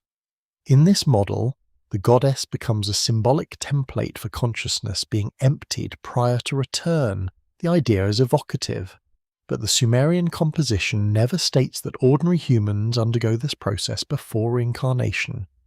The transformation belongs to Inanna's particular journey into the underworld. Still, the interpretation survives because stripping away symbols can feel psychologically deeper than removing jewelry. You know instinctively that identity has layers. A title is one layer, a profession is another. Family relationships add more. Clothing, possessions, reputation, language, and memory all help construct the person others recognize. Take enough layers away and a disturbing question appears. What remains when the roles disappear? The scholarly debate often centers on the meaning of Inanna's descent itself. Some historians emphasize political and theological themes, especially the limits placed upon divine power. Others explore ritual dimensions of seasonal symbolism or connections with death and restoration. Researchers disagree about how far any single interpretation should be pushed. The poem is rich enough to support several readings, but its complexity does not justify turning every symbol into secret technology or hidden psychology. Your hands brush against a cold wall as another gate opens. The sound is quieter now, perhaps because the world above feels more distant. The removal continues. Nothing is destroyed dramatically. The objects are simply taken.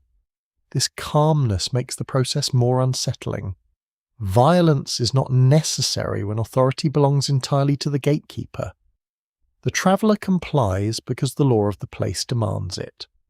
That structure raises a subtle question about memory. Memory is also something you carry, but it does not hang around your neck or rest upon your head, yet it performs a similar function.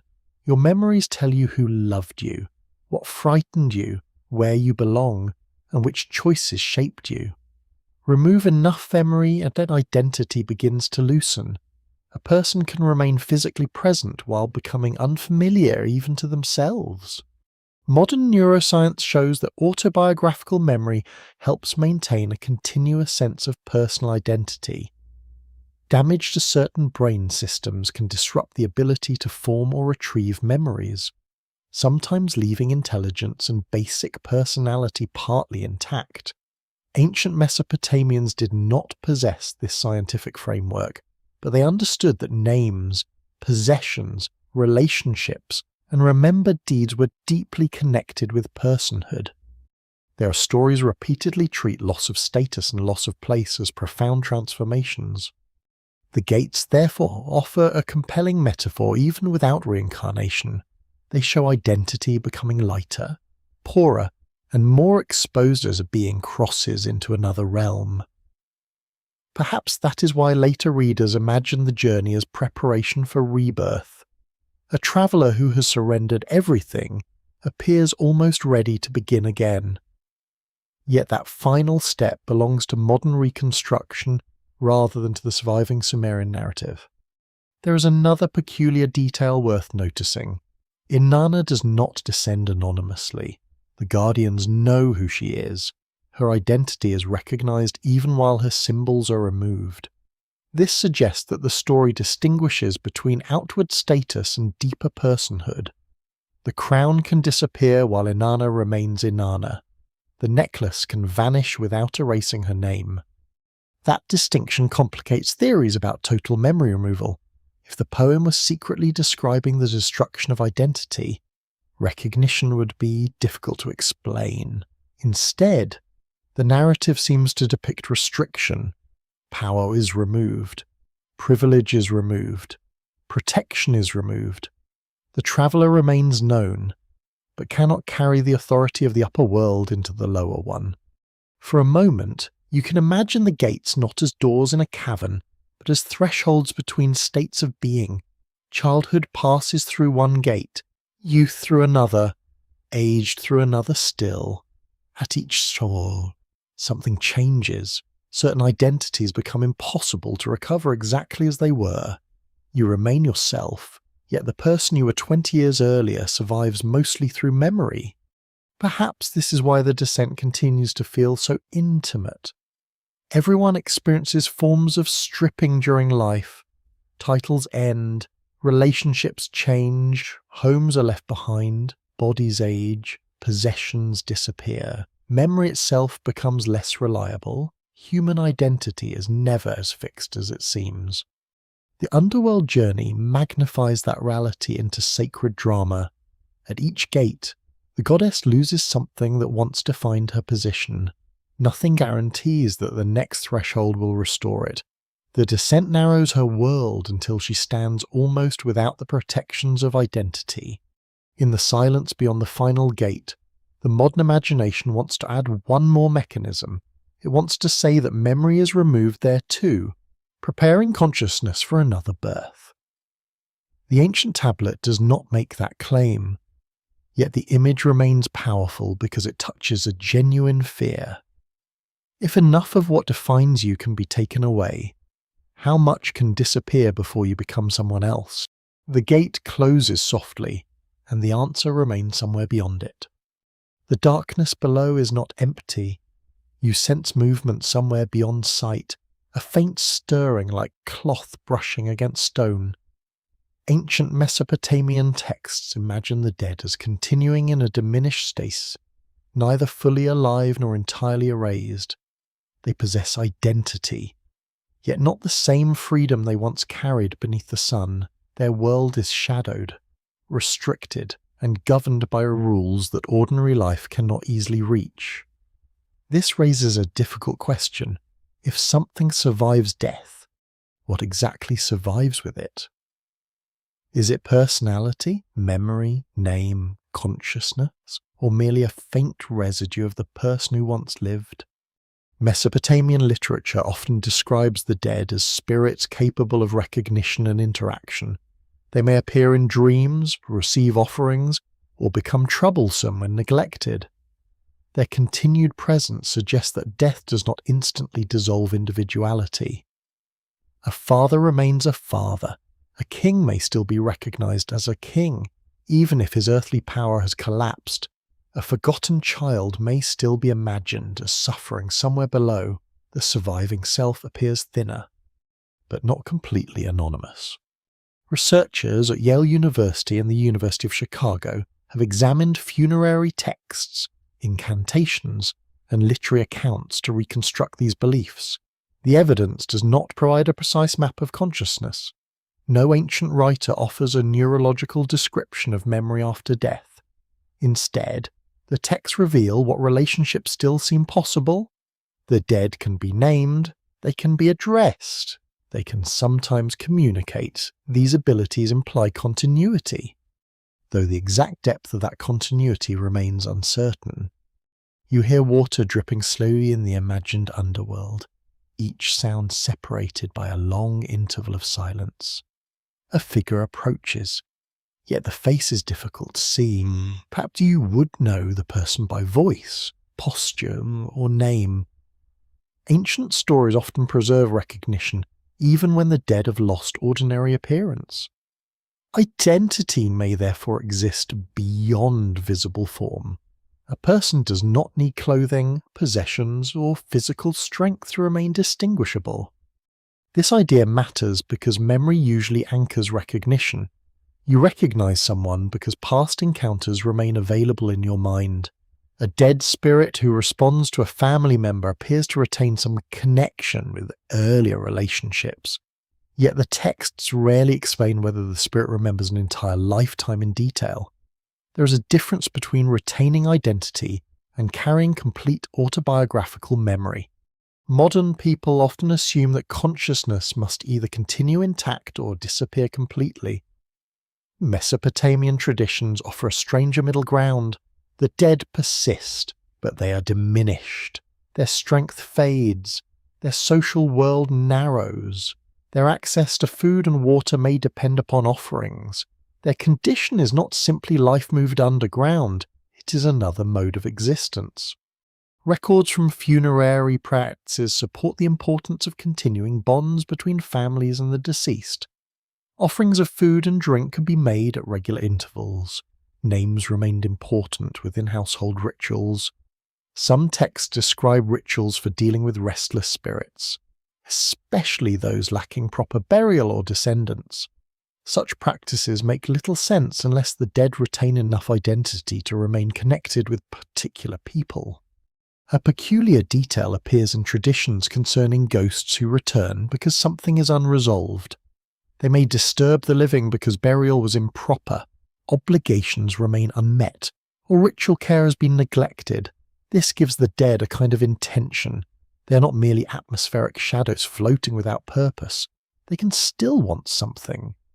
A fringe interpretation takes that persistence as evidence for an intermediate state between earthly lives. According to this view, the dead maintain identity temporarily, while memories slowly weaken, preparing consciousness for another incarnation. Some modern spiritual writers imagine the underworld as a place where personal history is gradually erased. The ancient texts do not state this. They describe continued existence, but not a reliable cycle of memory removal and rebirth. The scholarly debate focuses instead on how much individuality ancient Mesopotamians believed survived. Some historians emphasize the social identity of the dead, suggesting that personhood continued largely through family relationships and ritual remembrance. Others note literary scenes where spirits display recognizable character and knowledge. Researchers also debate how beliefs changed across centuries, since Mesopotamia was never culturally static. What people imagined in one city or period may not perfectly match beliefs elsewhere. This uncertainty creates a fascinating problem. Suppose a spirit remembers its name and family, but forgets most ordinary experiences. Is it still the same person? Suppose it remembers emotions but not events. Suppose it retains status but loses personality. Ancient texts never answer these questions systematically, yet their imagery brings them surprisingly close. You stand beside a low offering table where a small bowl contains water. The gesture seems simple, but it carries an immense assumption. Someone who no longer has a living body may still receive benefit from the act. The relationship has changed, yet it has not vanished. Memory flows in both directions symbolically. The living remember the dead, and the dead are imagined as remaining aware enough to belong to that relationship. The role of names deepens the mystery. Mesopotamian culture often treats a person's name as more than a convenient label. Names preserve lineage, reputation, and social presence. Kings place their names on monuments because memory extends power beyond physical life. Parents give names carrying meaning and hope. A name spoken after death keeps identity from dissolving entirely into anonymity. Perhaps this is why a forgotten dead seem especially vulnerable. Without descendants, inscriptions, or ritual attention, a person risks disappearing socially even if some spiritual existence continues. Oblivion becomes a second kind of death. You may survive below, but if nobody above remembers you, your place in the human world collapses. There is a quiet cruelty in that possibility. Not everyone can become a famous king whose inscriptions endure for millennia. Most people depend upon family memory, and family memory lasts only a few generations. A grandmother becomes a name, then a story, then perhaps nothing. Even powerful civilizations eventually lose countless ordinary lives beneath layers of earth. Yet archaeology occasionally reverses that disappearance. A tablet is found. A seal bears a name. A burial contains a cup, bead, or personal ornament. Someone forgotten for 4,000 years becomes visible for a moment. Modern researchers may know only a name and profession, but even that feels like a return from silence. The dead in Mesopotamian thought inhabit a condition where such fragments may be enough. They retain identity without retaining the full richness of earthly life. Their world is thinner, and perhaps their consciousness is thinner as well. The texts do not say that memory is erased by design. They suggest something more gradual and less mechanical. Death changes what a person can be. This distinction is important because modern theories often imagine memory as a switch. On one side, the soul remembers everything. On the other, something wipes the record clean. Ancient Mesopotamian imagery does not operate with that precision. Identity appears to fade through altered conditions rather than through a single deliberate act. The dead become less active, less powerful, and more dependent. Modern neuroscience offers an interesting comparison without confirming anything supernatural. Memory is not stored in one isolated location like a tablet on a shelf. Different forms of memory involve different brain systems. A person can lose certain memories while retaining language, habits, emotional responses, or learned skills. Identity can fragment without disappearing completely.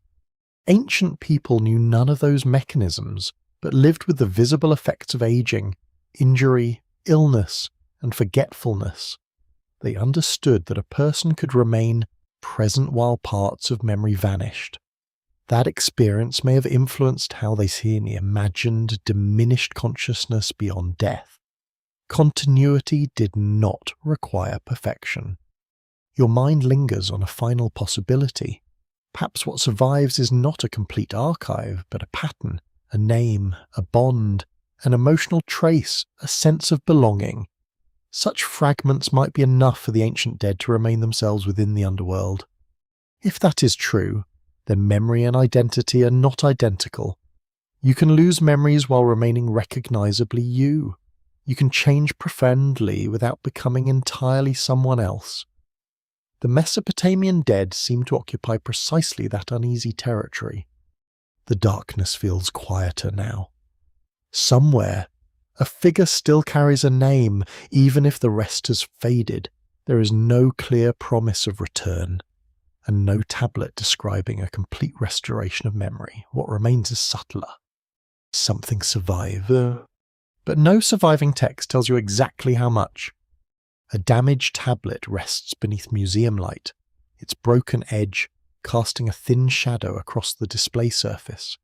You can see rows of wedge-shaped impressions, some sharp and deliberate, others softened by age. Several lines vanish where the clay has been lost entirely. It is easy to understand why such fragments invite enormous claims.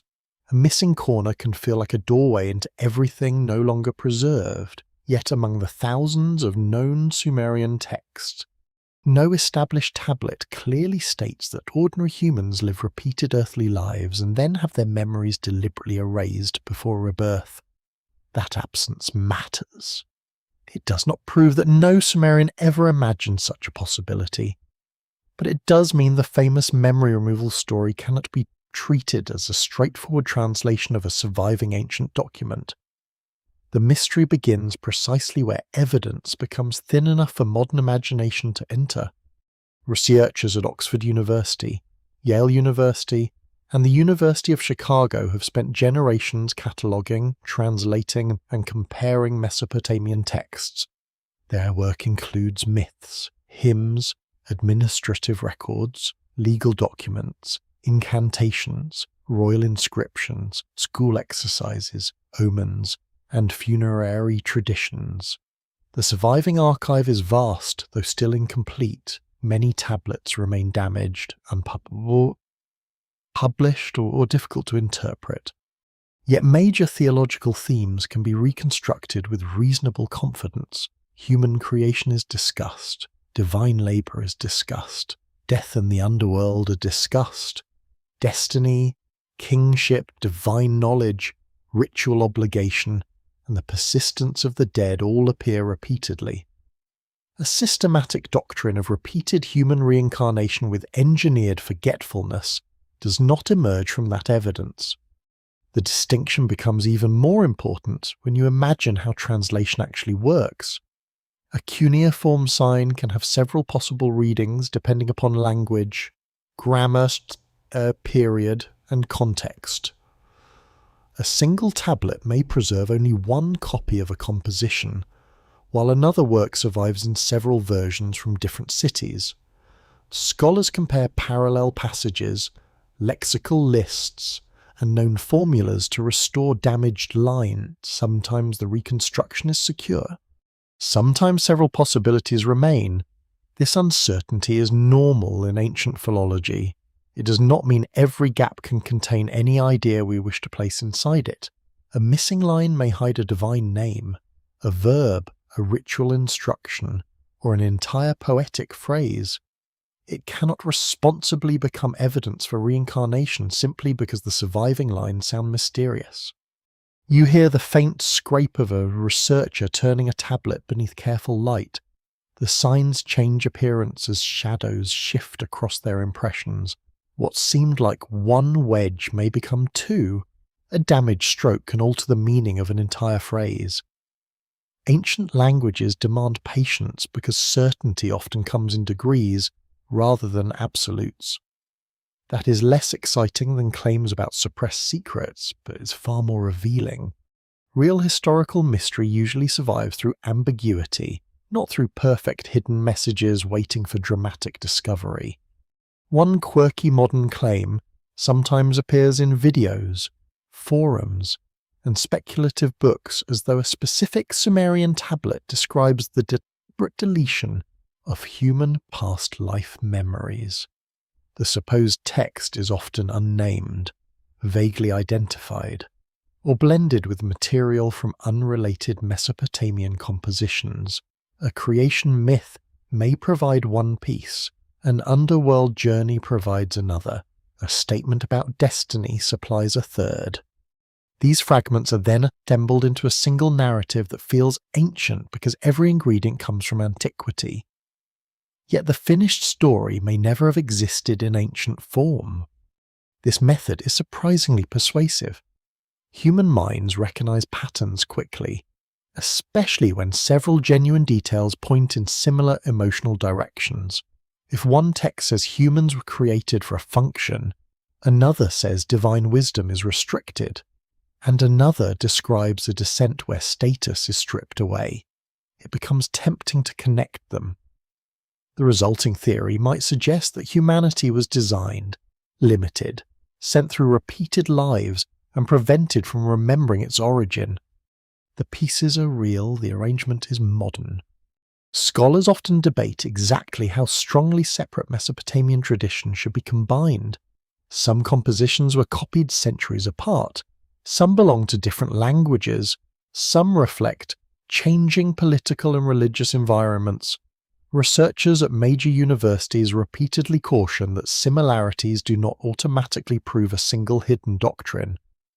Ancient Mesopotamia was not one unified system frozen for thousands of years. Cities competed, divine hierarchies shifted, stories changed, and scribes adapted older material to new circumstances.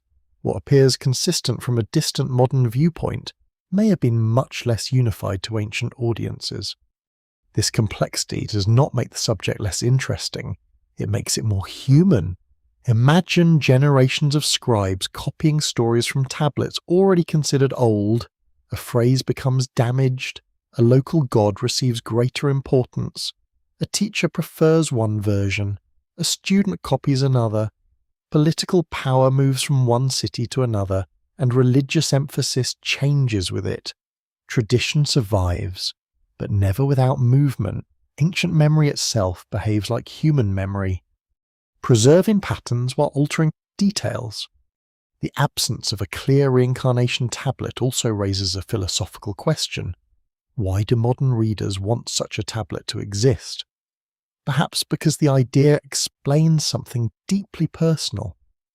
Many people experience dreams, sudden familiarity, unusual emotional responses, or a sense that consciousness feels older than one lifetime.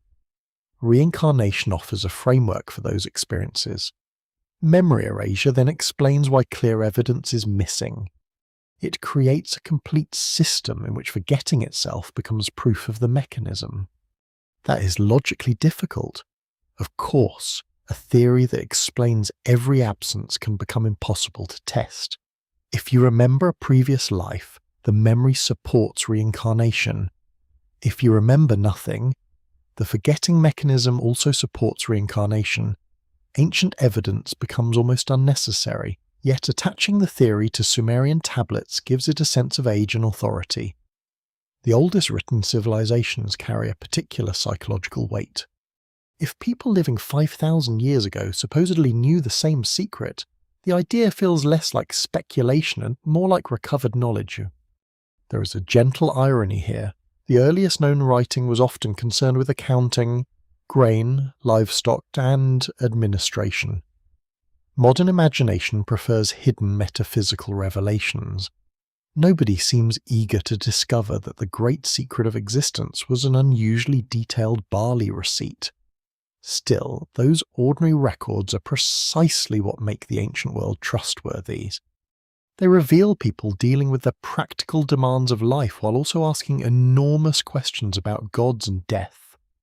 The open scholarly debate concerns what may remain unknown because of missing evidence. Archaeologists have recovered only a fraction of everything ever written in Mesopotamia.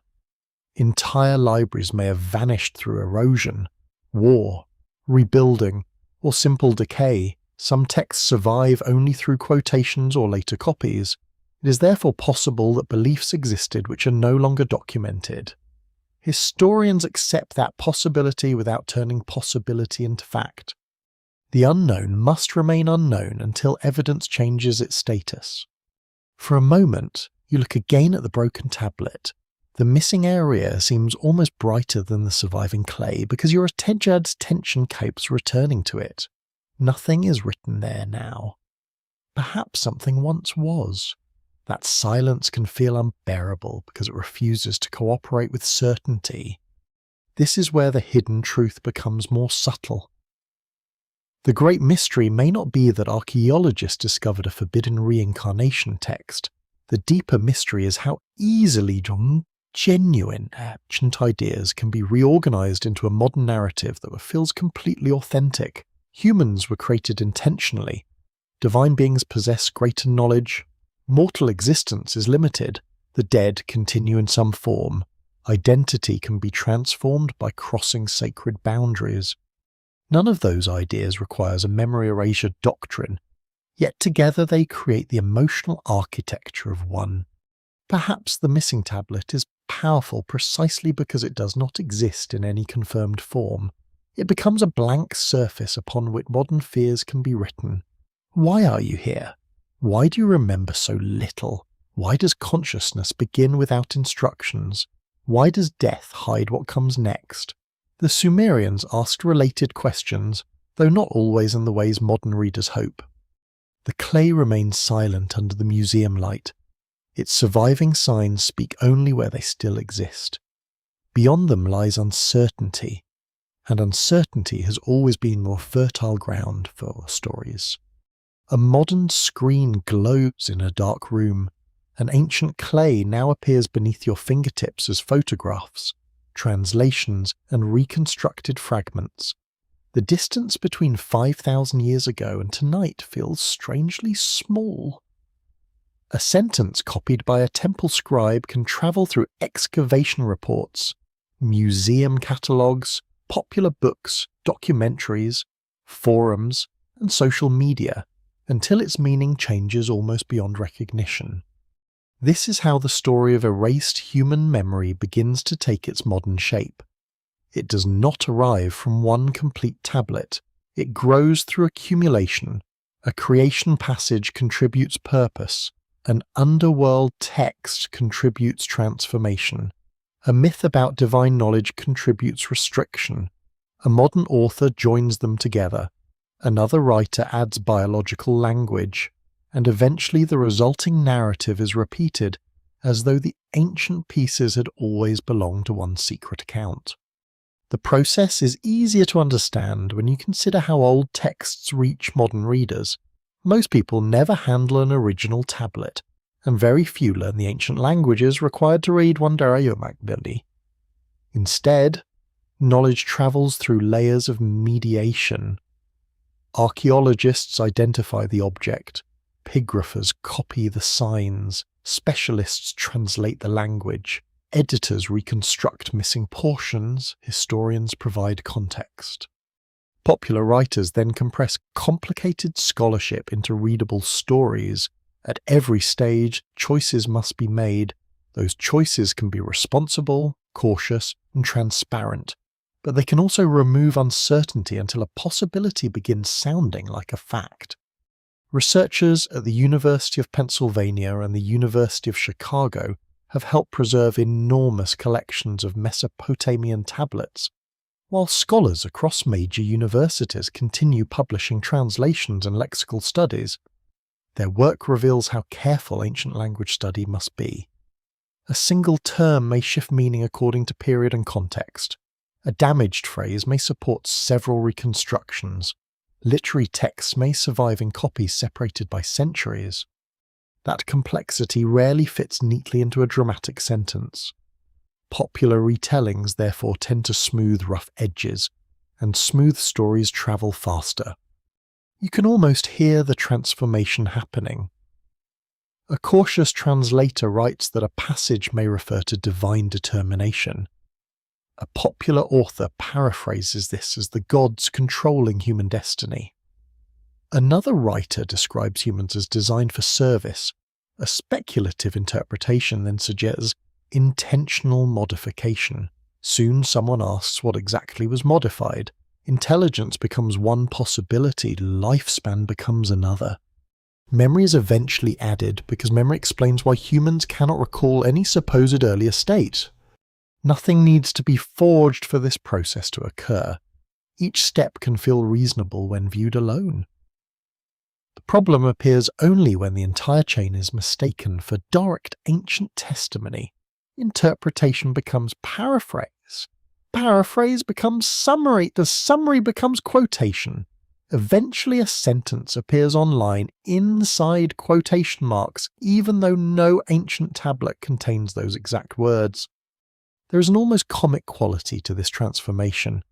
An ancient scribe could spend years mastering signs, grammar, and traditional compositions, only for a modern caption to explain his entire civilization in 12 dramatic words. The caption travels farther in one afternoon than the original tablet travelled in 4,000 years. Speed favours certainty, nuance moves more slowly. A quirky fringe tradition that helped shape modern Mesopotamian speculation emerged from our 20th century attempts to reinterpret ancient gods as technologically advanced visitors. In these accounts, divine beings become engineers. Heavenly journeys become spacecraft, and creation stories become descriptions of genetic intervention. Some versions add the idea that early humans were deliberately limited so they would remain manageable. Memory control fits easily within that framework because it supplies a mechanism for hiding humanity's supposed origin. The attraction is understandable.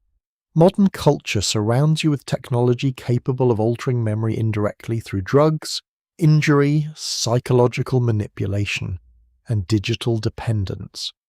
Scientists can study brain activity, map neural pathways, and investigate how memories form. It therefore feels natural for modern imagination to project technological possibilities backward. If a powerful civilization could engineer bodies, perhaps it could alter minds as well. Yet this reasoning begins with modern assumptions rather than ancient evidence. The story grows even more compelling when combined with reincarnation beliefs from other traditions. Ancient South Asian religions developed detailed concepts of rebirth, moral consequence, and cycles of existence. Greek philosophers also explored forms of reincarnation and forgetfulness in certain texts. When these ideas are blended with Mesopotamian creation and myths, a new hybrid story emerges. Humans are created by powerful beings sent through repeated lives and prevented from remembering previous existence. The difficulty is historical. Traditions separated by geography, language, and centuries cannot automatically be merged into one ancient doctrine. Similar can arise independently because human beings everywhere confront the same mysteries. Birth appears without conscious memory of beginning. Death remains uncertain. Dreams feel strangely real. Children sometimes report unusual experiences. People wonder whether consciousness existed before the body. Similar questions do not necessarily prove shared secret knowledge. Scholars debate how ideas travelled between ancient cultures because Mesopotamia was connected to extensive trade networks. Merchants moved between regions, diplomats exchanged gifts, armies crossed borders, and scribes copied foreign stories. Cultural borrowing certainly happened. Researchers continue examining parallels between flood narratives, divine councils, wisdom traditions, and mythic motifs, yet resemblance alone cannot establish direct transmission. Each case requires linguistic, chronological, and psychological. The modern memory erasure story often ignores that requirement, because emotional coherence feels stronger than historical caution. The pieces fit together beautifully. That beauty can disguise the gaps. You hear that humans were created for labour, that divine knowledge was restricted, that the underworld changed identity, and that other cultures believed in rebirth. The conclusion almost seems inevitable, but inevitable is not the same as ancient. Your attention shifts toward the role of translation itself. English words such as soul, spirit, fate, heaven, and underworld carry meanings shaped by later religious traditions. When translators use them for Mesopotamian concepts, readers may unconsciously import familiar assumptions.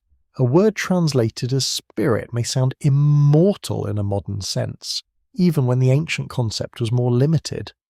A term rendered as destiny may sound like a fixed personal future rather than an authorized cosmic condition. This linguistic drift can alter entire theories. Imagine translating an ancient expression about losing strength as losing essence, then interpreting essence as soul, then interpreting soul as reincarnating consciousness. 3 small shifts have created a doctrine that the original text never stated. No dishonesty is required, only distance. The internet accelerates this process dramatically. A compelling claim is copied thousands of times while its original source disappears. A video repeats a book, a website repeats the video. Another writer cites the website. Soon repetition itself creates credibility. people assume that a widely repeated statement must come from a famous tablet somewhere. You can almost see the ancient clay disappearing beneath layers of modern narration. The tablet becomes less important than the story built around it. Eventually, asking for the actual museum number or published translation feels almost rude, as though evidence is interrupting a perfectly good mystery. Yet there is value in tracing the story carefully, because modern mythology deserves understanding too. Humans still create myths. We simply use documentaries, novels, films, theories, and digital communities rather than temple recitations alone. A modern myth can combine real archaeology with contemporary fears about control, artificial intelligence, genetic engineering, surveillance, and manipulated consciousness. The resulting story may tell you more about the present than the Bronze Age. The idea of erased memory is especially powerful in an age obsessed with information. Your devices remember conversations, photographs, locations, purchases, and searches. Digital systems often retain details you have personally forgotten. That reversal would have seemed extraordinary to an ancient scribe. Clay once preserved what human memory could not. Now machines perform the same function on an immense scale. Perhaps modern anxiety therefore turns naturally toward the opposite possibility. If technology can store memory, could technology erase it? If identity can be manipulated through information, could human consciousness itself have been edited long ago? Ancient gods become useful characters for expressing a fear that feels distinctly modern. The room remains quiet while the screen scrolls through photographs of broken tablets. Genuine ancient words sit beside modern interpretations, separated by a distance that is easy to overlook. Somewhere between them, a new story has formed. It is not completely Sumerian, and it is not completely modern. It is a bridge built from fragments, assumptions, borrowed traditions, and unanswered questions. That bridge has carried millions of imaginations toward the same unsettling possibility. Perhaps the most revealing thing is not whether ancient people believed humans had forgotten previous lives. It is how strongly modern people want the ancient world to confirm that suspicion. A tablet can break in a single moment and remain incomplete for 4,000 years. You picture a shelf collapsing during a fire, clay fragments scattering beneath roof beams and dust. Some pieces bake hard in the heat, others crumble beneath footsteps. Centuries pass, buildings fall, streets rise above old streets, and the fragments disappear beneath layers of earth. When archaeologists finally uncover them, perhaps only half the original composition survives. Several lines remain sharp. Others stop suddenly at the broken edge. That missing space is one of the most seductive features of ancient history, because patience invites reconstruction. A damaged text does not merely preserve what was written, it also creates an empty region where imagination begins to work. Cuneiform scholarship depends upon learning how to resist that temptation. Researchers at Yale University, Oxford University, and the University of Pennsylvania compare surviving copies, grammatical patterns, sign forms, and related compositions before suggesting what might have occupied a damaged passage. Sometimes another tablet preserves the missing words, sometimes a familiar formula allows a strong reconstruction, at other times nothing reliable remains. A responsible addition leaves the uncertainty visible. The blank space is not secretly translated, it stays blank. That restraint is essential because broken text can create illusions of hidden meaning. Suppose one surviving line mentions human creation, and another surviving line discusses divine knowledge. Between them lie 8 missing lines. A modern reader may assume the lost passage explains how knowledge was restricted during creation. It might. It might also describe a banquet, a divine argument, an offering, or something completely unrelated. The broken area cannot serve as evidence for whichever theory feels most satisfying. Your eyes adjust to the dim light of an excavation room. Wooden trays hold fragments labelled with numbers, and each piece looks disappointingly small. One contains 4 signs. Another preserves the edge of a column. A third carries only the end of several lines. Archaeology rarely presents complete stories waiting politely beneath the soil. It offers pieces. Specialists spend years determining whether 2 fragments even belong to the same tablet. A mainstream historical set makes this problem especially vivid. Many Mesopotamian literary works survive in multiple manuscript copies produced by scribes at different times and places. These duplicates allow scholars to compare damaged passages and recover portions that would otherwise remain unknown. The famous epics, hymns, laments, and myths we read today often exist because several ancient students or professional scribes copied them independently. Their repetition becomes a form of preservation. Yet duplicates also reveal variation. A line may appear in one copy and disappear from another. A divine name may change. Word order may shift. A scribe can make a mistake, correct a mistake, or deliberately adapt a composition. Ancient texts were transmitted through human hands, not through perfect mechanical reproduction. Every copy carries the possibility of change. This is where the idea of a single hidden original becomes difficult. Modern theories sometimes imagine that one ancient master text contained a complete secret history of humanity, while later copies were altered or censored. Such a scenario is possible in the abstract, but evidence would be needed to demonstrate it. Variation alone does not prove suppression. Scribal culture naturally produces variation, especially across centuries. One quirky detail from scribal practice makes the situation almost charming. Ancient students occasionally left exercises containing misspellings, awkward signs, or imperfect copying. You can imagine a tired pupil pressing the wrong wedge after hours of practice while a teacher watches nearby with limited patience. Thousands of years later, scholars may study that error with intense seriousness. The student probably never imagined becoming part of a scholarly debate. Those imperfect copies remind you that ancient archives were created by ordinary humans. Scribes became highly skilled, but they still grew tired, misunderstood damaged originals, skipped lines, and occasionally corrected themselves. A missing phrase may therefore result from accident rather than conspiracy. History is often lost through boredom, moisture, fire, carelessness, and bad luck. The fringe interpretation moves in the opposite direction. Some speculative writers treat damaged passages as evidence that forbidden information was intentionally removed. A broken edge becomes suspicious, a missing column becomes censorship, an incomplete creation account is imagined to have contained descriptions of human alteration or memory suppression. The theory gains strength emotionally because destruction feels purposeful when the missing subject is already mysterious.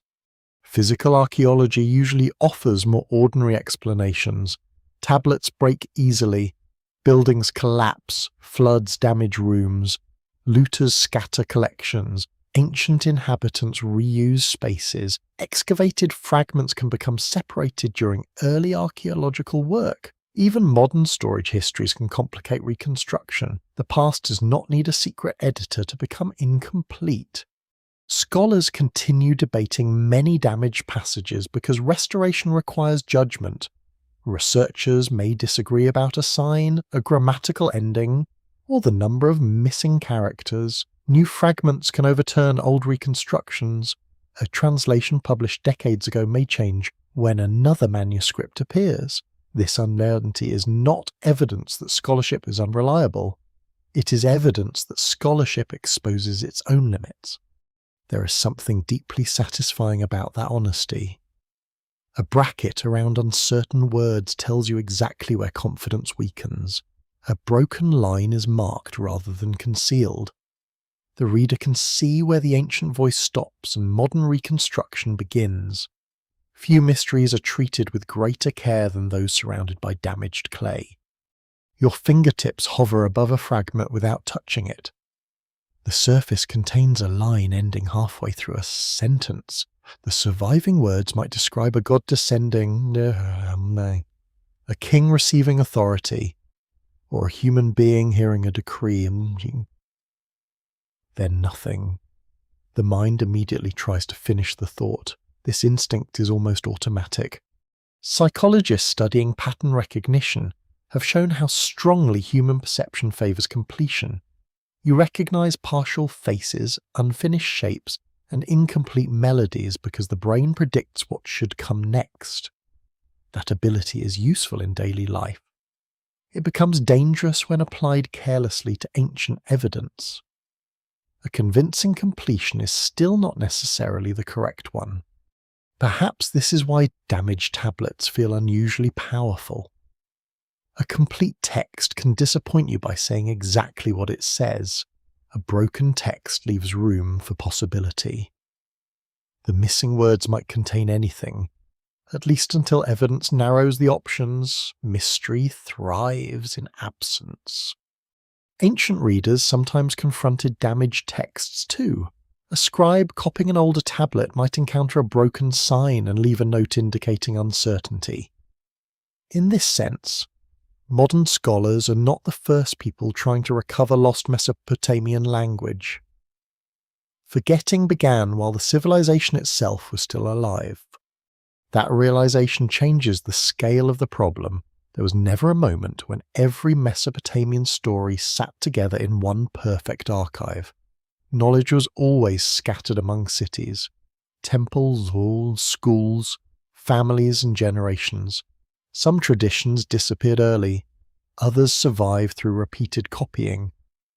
What reaches you now is not the complete memory of Mesopotamia, it is a surviving selection shaped by accident.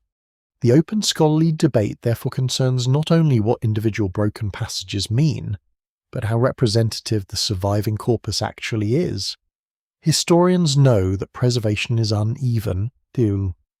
Certain cities have produced enormous archives because excavation conditions were favourable. Other regions remain poorly known. Some centuries are documented richly, while others are frustratingly quiet. The ancient world you reconstruct depends partly upon where clay happened to survive. This leaves room for unknown beliefs without granting permission to invent them. A Mesopotamian community may have held ideas that never reached surviving tablets. Oral traditions could disappear entirely. Private beliefs rarely leave clean archaeological traces. Historians must therefore hold two thoughts at once. The evidence is incomplete, and unsupported claims remain unsupported. That balance is harder than certainty. Certainty feels comfortable. Either the secret tablet existed or it did not. Either humans were altered or they were not. The surviving fragments rarely offer such clean choices. You begin to see ancient history as a night landscape illuminated by scattered lamps. Each tablet lights a small area. Beyond it lies darkness. But darkness does not automatically contain whatever story you desire. It remains simply unknown. Perhaps the most responsible mystery is the one allowed to remain unfinished. A broken tablet does not promise revelation. It preserves a wound in the historical record, an honest place where knowledge ends. And sometimes the missing lines tell you something important, precisely because they refuse to speak. The room is almost completely quiet now, except for the soft hiss of oil burning in a shallow lamp. You sit with a question that ancient texts never answer directly, yet modern readers keep returning to it with unusual persistence. What purpose would forgetting serve if consciousness somehow existed before birth? The idea does not belong to established Sumerian doctrine, so it must remain speculation. Still, speculation can be useful when it is labelled carefully. It allows you to explore why so many traditions imagine human beings arriving in the world without access to any earlier knowledge. Perhaps forgetting would make each life feel immediate. Perhaps it would protect the mind from unbearable accumulation. Perhaps it would keep human beings tied to the world in front of them, rather than to some invisible past. You can imagine the opposite condition for a moment. Suppose every person remembered dozens of previous lives with perfect clarity. Childhood would no longer begin with simple discovery. A newborn mind would carry memories of former families, former deaths, former loyalties, and former fears. Identity might become crowded almost instantly. One lifetime already contains enough contradiction to confuse most people. 10 lifetimes would produce a stranger burden. You might remember loving someone deeply in one existence and opposing them in another. You might carry guilt from choices nobody around you remembers. Complete memory could turn existence into a permanent archive with no room to begin again. Modern psychology offers a mainstream fact that makes the thought experiment more interesting. Research from major American universities has shown that forgetting is not simply a failure of memory. It can help the brain prioritize useful information and reduce interference from irrelevant details. Human memory is selective because perfect storage would not necessarily produce better judgment. You already forget enormous amounts every day, and much of that forgetting is ordinary rather than pathological. The mind seems designed for usefulness, not total preservation. That raises a surprisingly gentle possibility. If repeated lives existed, and there is no established Sumerian evidence that they do, forgetfulness might not be punishment at all. It could function as protection, a consciousness carrying every grief, humiliation, betrayal, and loss across centuries might become unable to respond naturally to the present. The capacity to forget can be painful, but it also creates emotional spectacle. You hear wax crackle near the lamp as the flame shifts. A familiar scent of smoke and warm oil settles in the room. Your own memories arrive unevenly. Certain childhood moments remain vivid, while entire months are inaccessible. Some embarrassing events refuse to disappear despite your best efforts, which feels like evidence that the mind does not always cooperate with sensible management. Yet even those stubborn memories soften over time. Details change, faces blur, emotional intensity fades. One fringe idea proposes that reincarnation requires deliberate memory suppression, so each soul can enter a new life without consciously resisting its circumstances. In more elaborate version, powerful beings control the process, removing previous knowledge to maintain obedience. This theory resembles a cosmic administration of consciousness. It is imaginative, but no known Sumerian text describes such a mechanism. The concept reflects modern concerns about control, manipulation, and hidden systems more clearly than ancient Mesopotamian theology. Still, the question of function remains interesting because ancient societies understood selective knowledge very well. Initiation, ritual privilege, scribal education, and specialist training all separated those who knew certain things from those who did not. Knowledge could be useful precisely because access was limited. An inexperienced person entering a temple archive would not be expected to understand every tablet. A child entering adult society receives information gradually. Perhaps human consciousness works through a similar principle, revealing only what can be used at a particular stage. The scholarly debate becomes broader here. Philosophers, psychologists, and historians continue arguing about whether personal identity depends mainly upon memory, or whether deeper continuity can survive memory loss. Some researchers emphasize autobiographical memory as central to the sense of self. Others note that personality's habits, emotional responses, and bodily continuity can persist even when specific memories weaken. This question matters because any theory of past lives depends upon what counts as the same person. Suppose you lived before but remember nothing. In what meaningful sense would that previous individual still be you if the body is different? The name is different, the family is different, and the memories are absent. Continuity becomes difficult to define. Perhaps only some deeper pattern remains, perhaps nothing remains except speculation. The answer depends upon how you understand identity itself. This is where the idea of faceting becomes philosophical rather than historical. You do not need reincarnation to experience versions of the same problem. The person you were at 5 years old is gone in many respects. The body has changed, the voice has changed, and much of the memory has vanished. Yet you still say that child was you. Continuity survives enormous change. A quirky comparison may help. Think of an ancient ship repaired plank by plank until almost none of the original wood remains. Philosophers have argued for centuries about whether it remains the same ship. Human beings pose an even stranger version of that puzzle because bodies replace cells. Memories change, and personality evolves continuously. You remain yourself through transformation, but nobody can point to one single feature that guarantees identity.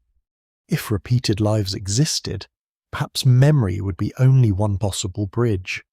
Some traditions imagine character, tendencies, or moral consequences carrying forward instead. Modern speculation often describes unexplained talents, fears, or attractions as traces from earlier existence. These claims are difficult to verify, and ancient Mesopotamian evidence does not confirm them, yet psychologically. The idea feels plausible because you already experience emotions whose origins are not always obvious. Perhaps forgetting could serve another purpose: freedom. If you remembered every previous mistake with complete certainty, your choices might feel predetermined by old patterns. A new life without explicit memory would allow decisions to emerge under fresh conditions. You would still carry tendencies. Perhaps, but not instructions. The present would retain genuine uncertainty. There is something almost unsettling about how much freedom depends upon not knowing. You make choices because outcomes are unclear. You form relationships because people reveal themselves slowly. You explore the world because its contents are not already remembered. Perfect foreknowledge would remove much of what makes experience feel alive. The ancient Mesopotamian imagination often places humans inside limited knowledge, but limitation does not always appear malicious. Mortals cannot see divine plans clearly. Yes, they consult omens, dreams, rituals, and specialists because uncertainty surrounds them. That uncertainty creates dependence, but it also creates action. If everything were already known, divination would be unnecessary, courage would be meaningless, and hope would have little room to exist. You can see why modern readers might transform this limitation into a memory theory. Forgetting becomes the hidden condition that makes earthly life possible. Without it, the game would be obvious. With it, every existence feels new. Again, this is speculation, not translation. Another possibility is even quieter. Perhaps forgetting is simply the natural cost of having a finite mind. A human brain can process only a limited amount of information. Memory compresses, selects, and discards because consciousness has boundaries. There may be no gatekeeper, no cosmic official, and no deliberate alteration. The limitation could arise from biology alone. This explanation lacks mystery, but it carries its own strange beauty. A finite mind cannot contain infinity, so it lives through fragments. You remember enough to build a self, forget enough to continue changing, and remain uncertain enough to keep searching. The lamp flame bends slightly in a draught. Shadows move across the wall, and each shift makes the room feel briefly different. Perhaps memory works in the same way. The past does not disappear completely. It changes shape according to the light falling across it. If there were lives beyond the one you remember, forgetting might be prison, protection, freedom, or simply necessity. No surviving Sumerian tablet decides among these possibilities. The ancient clay remains silent on that exact question. Perhaps that silence is useful. It leaves you with something larger than claim about hidden history. It leaves you considering whether complete memory would just truly make you more human, or whether forgetting is part of what allows human life to begin at all. The city spreads beneath a pale morning sky, its walls glowing softly as sunlight reaches the mud brick towers. From above, everything appears connected. Canals feed fields. Fields supply grain. Grain sustains workers. Workers maintain temples. Temples organize offerings. And officials record the movement of goods. Nothing stands entirely alone. Ancient Mesopotamian society depended upon systems within systems, each person tied to households, institutions, gods, and obligations. This structure shaped more than economics. It influenced how people imagined the cosmos itself. Humanity did not stand at the center as an independent species deciding its own purpose. People occupied one layer inside a much larger arrangement. A farmer opens an irrigation gate, and water begins moving toward barley fields. His action seems simple, yet it depends upon decisions made by officials, labour completed by canal crews, seasonal knowledge, boundary agreements, and cooperation with neighbouring landholders. If one part fails, the field suffers. The same logic appears in Mesopotamian religion. Gods hold different responsibilities. Cities possess divine patrons. Rulers perform sacred duties, priests maintain rituals, and ordinary people provide labour and offerings. Order emerges through participation. Research by historians at the University of Chicago and Yale University has shown how closely temple institutions, agriculture, administration, and political authority were intertwined in Mesopotamian cities.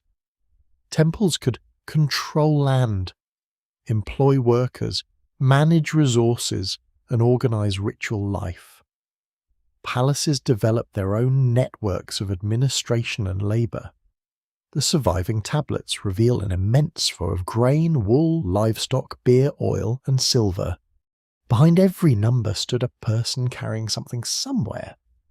This world encourages a particular understanding of existence. A person may be important, but importance does not mean independence. Your value comes partly from belonging to relationships larger than yourself. A household requires children, elders, workers, and shared property.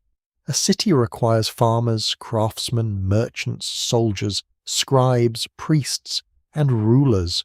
The cosmos requires gods performing distinct functions. Human beings fit naturally into this pattern as another category with assigned capacities. The idea can feel uncomfortable to modern ears because modern culture often celebrates individual autonomy. Ancient Mesopotamian life emphasizes obligation more strongly. You're born into family duties, social rank, city loyalty, religious expectations, and economic structures that existed before you. Your place can change, but the system remains older than your choices. A faint smell of crushed dates drifts from a nearby courtyard while a brewer pours liquid into large ceramic jars. In another room, a scribe calculates rations for workers elsewhere. A priest prepares an offering. Their tasks differ, but each contributes to maintaining the city. This is not simply a practical arrangement, it is a world view. Life works when every part performs its role. One quirky ancient detail makes the system feel unexpectedly familiar. Administrative tablets sometimes record rations with remarkable precision, including quantities assigned to different categories of workers. The ancient state could be intensely concerned with who received how much grain or beer. Cosmic questions may have filled temple hymns, but somewhere nearby, someone was still calculating lunch. That practical mentality may have shaped mythic thinking. If human society depends upon carefully distributed roles, Perhaps divine society does too. A storm god governs one domain, a wisdom god another, and a goddess of fertility another. Authority is distributed rather than concentrated in a single uniform power. Humans become one more functioning group within this arrangement. The fringe interpretation transforms that pattern into something resembling engineered social control. Some modern writers imagine humanity as a managed species placed inside a system designed by advanced beings, labour, mortality, restricted knowledge, and forgetfulness then become tools ensuring obedience. The theory can sound compelling because each element fits neatly into one structure, yet ancient evidence does not demonstrate such technological management. What it clearly reveals is a culture deeply accustomed to hierarchy and institutional organisation. The scholarly debate is more grounded. Historians continue discussing how much Mesopotamian religious imagery reflects actual social structures. Some argue that divine councils mirror human political institutions. Others caution that myths possess their own symbolic logic and cannot simply be reduced to bureaucracy. Researchers at Oxford University have emphasized the danger of treating every divine relationship as disguised social commentary. The connection is strong, but not mechanical. Even so, the resemblance is difficult to miss. Gods command, humans respond, rulers mediate, priests maintain communication, scribes record obligations, the universe feels administered. You hear the knock of a wooden door as an official enters a storeroom. Baskets of grain line the wall, each representing labeur already completed. Nothing here exists without coordination. Grain came from fields, fields depended on way. Water required canals, canals required workers, workers required rations, rations required accounting. The system feeds itself through repeated cycles. This pattern resembles the structure of many Mesopotamian myths. Humans sustain temples through offerings. Temples honor gods. Gods maintain fertility, rivers, weather, and political order. The exchange is not equal, yet it is reciprocal in a broad sense. Humans depend upon divine forces, while divine worship depends upon human activity. Cosmic order becomes a relationship of maintenance. That idea changes the way you think about purpose. Perhaps humanity's role was not imagined as one single task. It was participation in continuity. Humans cultivate, build, reproduce, remember, worship, record, and organize. Their existence keeps the human layer of the cosmos functioning. Mortality fits strangely well inside such a system. Individuals disappear, but roles continue. One farmer dies and another takes his place.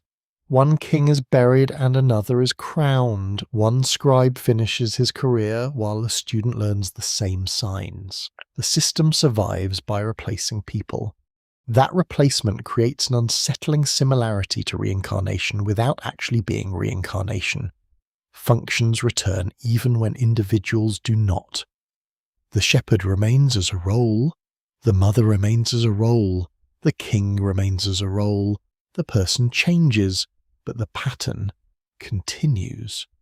Perhaps this is why human life can sometimes feel older than the person living it. You enter occupations, relationships, rituals, and expectations carried by generations you never met. You perform actions repeated countless times before your birth. You harvest, marry, mourn, or build, just teach, and bury within patterns inherited from others. The structure remembers even when individuals do not. This may be the most important form of hidden continuity in the Fed's Mesopotamian world. Civilization itself carries memory. A child does not need to remember inventing agriculture because agriculture already surrounds the child. A new scribe does not remember the first written sign because generations of teachers preserve the system. Culture functions like an external memory, passing from person to person. If modern theories speak of something changed inside humanity, the ancient material suggests another possibility. Perhaps what shapes people most powerfully is not an invisible alteration within the body, but the system into which the body is born.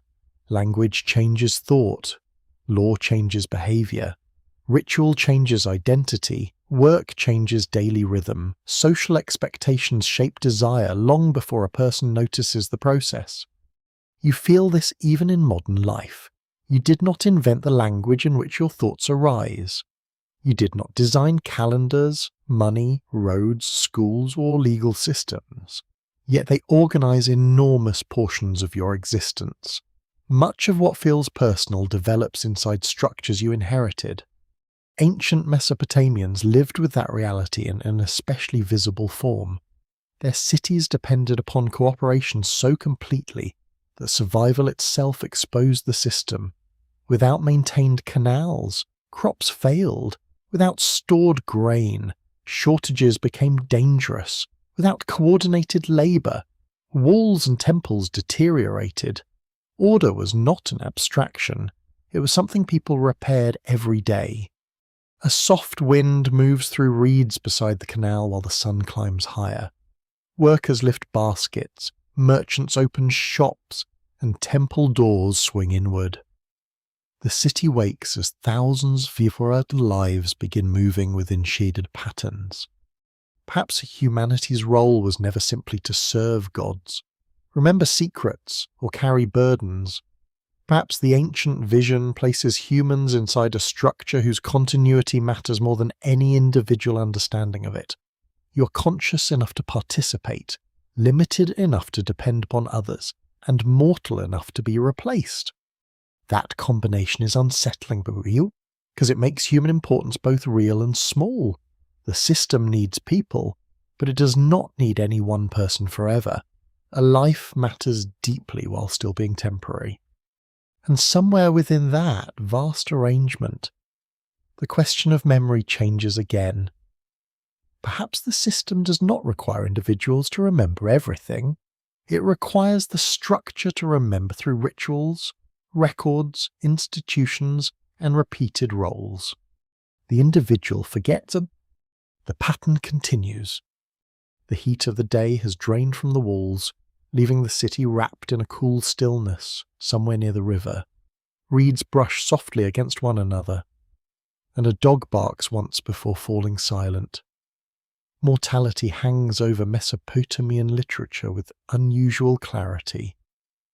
Human beings build, marry, trade, celebrate, and pray while knowing that death remains fixed beyond negotiation. The gods may argue, withdraw favour, or change decisions, but human life itself appears bounded. Ancient stories rarely treat immortality as a normal human possession, waiting to be recovered. Instead, death seems woven into the structure of being human, separating mortals from divine beings more decisively than wealth, intelligence, or social rank ever could.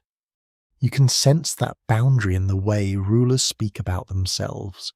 Kings commission walls, temples, statues, and inscriptions designed to survive them. Their achievements may appear immense, yet the monuments quietly admit what royal language sometimes avoids. The king will die. A carved name becomes necessary because the voice behind it cannot remain. Archaeological records across Mesopotamia confirm this obsession with lasting remembrance. Royal inscriptions repeatedly connect building, victory, divine focus, and future memory, as though durable stone might compensate for the fragility of flesh. The strange gift of mortality appears almost paradoxical. A mortal life is shorter and weaker than divine existence, yet its limitations create urgency. Harvest matters because seasons pass. A relationship matters because time closes around it. A city wall matters because danger can destroy what people build. If nothing ended, perhaps value would feel different. Mesopotamian texts rarely romanticize death, but they often reveal how strongly mortality shapes human purpose. Researchers at Yale University and Oxford University have studied Mesopotamian wisdom literature that confronts suffering, uncertainty, and the limits of human understanding. These compositions frequently resist easy answers. A righteous person can suffer, a powerful ruler can fall, a careful plan can fail despite devotion and intelligence. The universe is ordered, yet human beings do not always understand how that order operates. Mortality becomes the ultimate example of a condition that intelligence cannot solve. You hear footsteps approaching along a narrow street. An elderly man moves slowly beside a younger relative, one hand resting against the wall for balance. The gesture seems ordinary, but it contains the entire human problem. The body changes regardless of reputation. Strength diminishes, eyes weaken, memory becomes less reliable. A person who once carried heavy loads may eventually need help crossing a courtyard. One quirky ancient detail makes the contrast sharper. Mesopotamian kings sometimes describe themselves with magnificent titles, suggesting unmatched power, divine favour, and universal authority. Yet their graves remain among the strongest reminders that cosmic ambition never cancelled biology. Even rulers who spoke as though the world had been placed beneath their feet eventually became ancestors whose names required preservation. The most famous Mesopotamian meditations on mortality often centre upon kings or heroes confronting the impossibility of permanent life. Their journeys reveal a recurring idea. Humans may seek exceptional knowledge, distant places, magical plants, or divine assistance, but the boundary remains stubborn. The quest itself becomes meaningful because success is uncertain and often impossible.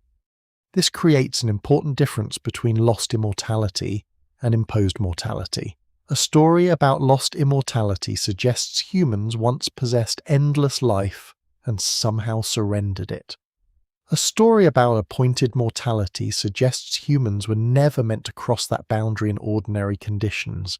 Mesopotamian traditions contain variations and tensions, but the broader pattern repeatedly places eternal life on the divine side of existence. A fringe interpretation sometimes reads this boundary as evidence that human lifespan was deliberately shortened. In that theory, powerful beings altered humanity so people would remain dependent, manageable, or easier to replace. Some versions imagine that early humans lived far longer, and later generations were biologically restricted. Ancient king lists containing enormous reign lengths are occasionally cited as support, yet those extraordinary numbers belong to mythic and ideological traditions, not straightforward biological records. The numbers themselves are fascinating.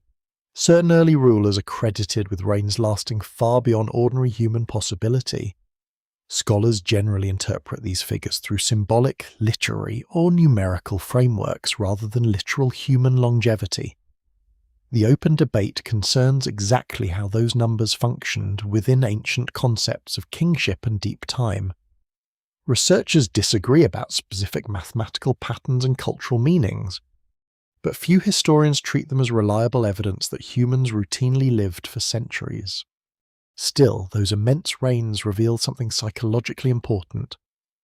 Ancient people were willing to imagine a remote past operating under different conditions. The earliest ages could appear larger, stranger, and closer to divine power. Time itself seemed to diminish humanity. Mid to later rulers become more recognizably human, while primeval figures belong to a world difficult to measure by ordinary experience. You can understand why this attracts theories of alteration. If ancient records describe earlier ages with impossible longevity, perhaps something changed, yet mythology often magnifies beginnings. Founders become giants of memory and first kings rule longer. The distant past expands because it exists beyond ordinary recollection. Human imagination naturally enlarges what cannot be checked. Mortality also changes the meaning of knowledge. A finite life cannot learn everything. Even the most disciplined scribe dies before exhausting the archive. A ruler cannot witness every consequence of his decisions. A parent cannot see every future generation. Death creates an unavoidable horizon around understanding. Perhaps this is why wisdom in Mesopotamian literature often carries humility. Knowledge is valuable precisely because it remains incomplete. The wise person understands limits rather than pretending to escape them. That lesson can feel unsatisfying to modern readers accustomed to imagining every boundary as a technical problem waiting for a solution. Modern medicine has extended human life considerably in many societies, yet mortality remains. Researchers at major universities study aging through genetics, cellular damage, metabolism, and disease. But no scientific evidence demonstrates that ancient humans possessed biological immortality later removed by external beings. The human lifespan varies, but the underlying condition remains biological rather than mythically engineered within established evidence. Still, mortality can feel strangely engineered because it is so universal. Every human body follows a broad sequence of growth, maturity, decline, and death. The details vary, but the pattern remains. From inside a single life, that regularity can resemble design even when biology provides natural explanations. The ancient imagination gives this regularity a sacred frame. Humans die because humans are mortal. Gods remain beyond that limit because divinity belongs to another order. The statement sounds circular, yet it expresses a distinction ancient people considered fundamental. You stand beside a courtyard where family members gather around an older woman. Children listen while she tells a story she has told many times. Some details change slightly each time. One name is forgotten, another remembered clearly. Her voice carries history that may vanish when she does unless someone else preserves it. Mortality therefore creates the need for transmission. Knowledge must move outward before the body fails. Parents teach children.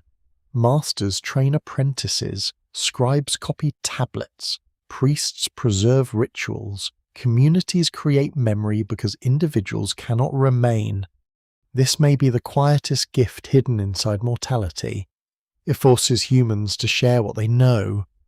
A creature expecting endless life could postpone teaching forever. A mortal person eventually understands that knowledge must leave the self if it is to survive. The price is painful. Everything precious becomes temporary. Yet temporary things can also become intensely meaningful because they cannot be repeated without limit. A meal shared tonight matters because the people around it will not always sit there. A song matters because the voice will eventually stop. Perhaps ancient humans did not see mortality as a gift at all. Most texts suggest resignation, anxiety, or acceptance more than gratitude.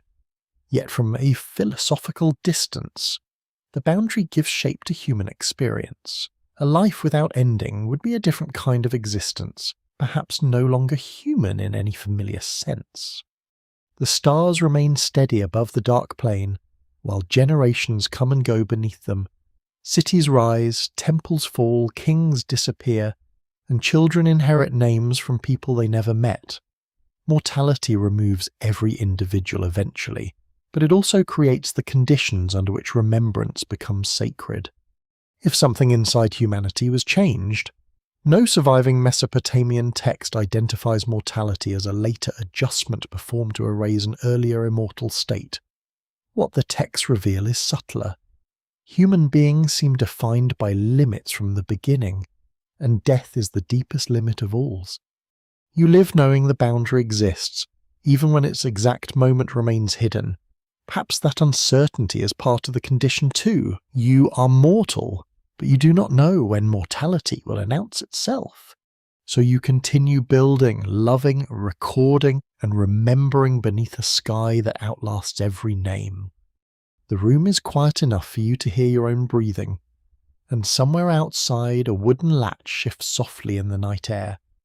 Memory seems ordinary until you imagine life without it, a name, a face, a promise, a betrayal. All these things depend upon the mind carrying fragments of the past into the present. Remove those fragments and obedience changes, fear changes, loyalty changes, even identity changes. This is why the idea of forbidden memory carries such power in modern interpretations of ancient Mesopotamian myth. If humans truly remembered some existence before birth, the consequences would reach far beyond curiosity. A person who remembered where they came from might question every institution that claims authority over them. A person who remembered death might fear it differently. A person who remembered choosing a life might judge suffering through another lens entirely. Ancient Mesopotamian rulers understood that memory could threaten or strengthen power. Kings ordered their victories carved into stones, names repeated in inscription, and building projects described for future generations. Political authority wanted to be remembered in a particular way. Records from royal archives confirm that rulers carefully shaped how their reigns would appear to those who came later. Memory was not passive. It could be organized, directed, and displayed. That fact brings you closer to the philosophical question. If earthly rulers benefit from controlling collective memory, what would happen in a mythic universe where divine beings controlled access to deeper knowledge? The analogy cannot be treated as historical proof, but it explains why modern theories grow so easily around ancient texts. Authority and memory are naturally connected. Those who define the remembered past often influence how people understand the present. You can picture a king entering a temple courtyard surrounded by attendants. Musicians play while officials carry offerings. Inscriptions nearby describe him as favoured, chosen, victorious, and wise. A defeated rival might remember the same events very differently. History, even when carved into durable material, does not become neutral simply because the stone is old. Someone selected the words. One quirky detail from Mesopotamian political life makes this especially vivid.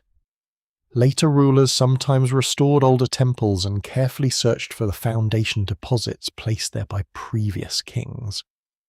Discovering an ancient royal inscription could become part of a new ruler's legitimacy. The past was not dead creation. It could be excavated deliberately and brought into present politics. This means remembrance could become a source of authority across centuries. A king who linked himself to an ancient predecessor gained symbolic depth. A city that preserved old traditions could claim continuity. A temple that maintained rituals across generations became more than a building. It became an institution supported by remembered time. Now imagine the opposite. Suppose an individual remembered not one family line, but several complete lives. Social authority might begin to look temporary. A king who seems permanent within one lifetime becomes only one ruler among many. A religious institution claiming unique truth might be compared with traditions experienced elsewhere. A person might remember being wealthy, poor, powerful, enslaved, male, female, foreign, or local. Fixed identity would become difficult to maintain. This is one reason reincarnation traditions often carry a very different sense of time from traditions centered upon a single earthly life. If existence continues repeatedly, present circumstances can become one episode within a larger sequence. Modern speculative theories then ask whether forgetting is necessary to make each episode feel absolute. Without forgetting, the illusion of permanence would weaken. That interpretation remains speculative, and no established Sumerian text describes such a program. Still, the philosophical consequences are worth examining because they reveal why memory would matter to any system of control. A person who remembers alternatives becomes harder to convince that the present arrangement is inevitable. Scholars at Stanford University and Yale University have studied memory from psychological, neurological, and social perspectives, showing that recollection strongly influences identity and decision-making. Human beings do not simply store the past, They use remembered experience to predict danger, evaluate trust, and choose future behavior. So memory therefore acts as a guide. Remove or distort it, and choices can change significantly. The open scholarly debate concerns how stable autobiographical memory truly is. Researchers disagree about how precisely memory reconstructs past events, and how strongly present beliefs reshape recollection. What is clear is that memory does not operate like a flawless archive. People can remember events inaccurately while remaining completely confident in what they recall. This instability creates a strange problem for any theory of past lives. Even if a person experienced genuine impressions from another existence, how could those impressions be distinguished from dreams, suggestion, imagination, or reconstructed memory? Confidence alone would not be enough. The mind can produce certainty without historical accuracy. Your ears catch the distant squeak of sandals on stone. For a moment, you imagine someone approaching with knowledge you have somehow forgotten. What would convince you that the memory was truly yours? A familiar place, a name, an emotional reaction. Each possibility could feel powerful while remaining difficult to verify. The deeper issue concerns obedience. Human societies depend partly upon shared narratives. Citizens accept laws because institutions teach their legitimacy. Children learn customs before they are old enough to question them. Religious communities preserve stories explaining why certain actions matter. None of this automatically implies deception. Social life requires inherited frameworks. But memory gives individuals the ability to compare present claims with past experience. A worker who remembers exploitation recognizes warning signs more quickly. A community that remembers famine stores grain differently. Society that remembers tyranny may distrust concentrated power. Forgetting can make old mistakes easier to repeat. Ancient Mesopotamian scribes seemed deeply aware of this danger at a collective level. They copied laments describing destroyed cities, preserved royal examples, and recorded omens interpreted through previous events. The past served as instruction. Memory was useful because recurrence was always possible. This makes the modern memory suppression theory emotionally compelling, even without historical confirmation. If forgotten experience cannot guide behavior, each generation becomes vulnerable to the same structures. A person who does not remember an earlier life cannot use it as evidence against present authority. The theory turns forgetfulness into a political condition. Yet another possibility exists. Perfect memory might make obedience less important, but also make forgiveness more difficult. Imagine carrying every injury across multiple lives. Old enemies would never truly become strangers. Grief could accumulate without release. Historical conflicts already demonstrate how inherited memory can sustain resentment across generations. Personal memory extending across centuries could intensify that burden dramatically. Perhaps forgetting would therefore weaken authority in some situations while preventing endless revenge in others. It could make people easier to manage, but also easier to renew. The same mechanism could imprison and liberate depending upon perspective. This ambiguity is crucial. Modern theories often assume that erased memory must indicate hostile control. That conclusion is not necessary. Forgetfulness can protect, distorts often, and expose. Its effects are mixed. You look toward the dark outline of a doorway. The threshold seems ordinary, but every threshold divides what is known from what cannot yet be seen. Memory works similarly. Behind you lies experience, ahead lies uncertainty. Consciousness moves between them, carrying only a fraction of what has happened. If you remembered everything, the future might no longer feel open. Every new person could arrive surrounded by old associations. Every place might trigger another layer of history. The present would struggle to remain present. Perhaps this is why human life depends upon selective remembrance. You need the past, but not all of it at once. You need enough continuity to remain yourself, and enough forgetting to keep changing. That balance may be biological, psychological, or something deeper, but it is undeniably part of ordinary human experience. The ancient Mesopotamian world gives no clear account of past lives being hidden behind a forbidden door. What it does show is a civilization intensely concerned with the power of remembrance. Kings wanted memory, families preserved memory, scribes manufactured memory in clay, cities feared being forgotten. That makes the absence of personal pre-birth memory especially striking to modern imagination. Civilization fights forgetting everywhere, yet individual consciousness begins with silence. Perhaps the forbidden door is not guarded by a god at all. Perhaps it is built into the way human identity works, preserving enough history to create a self while closing everything that would overwhelm it.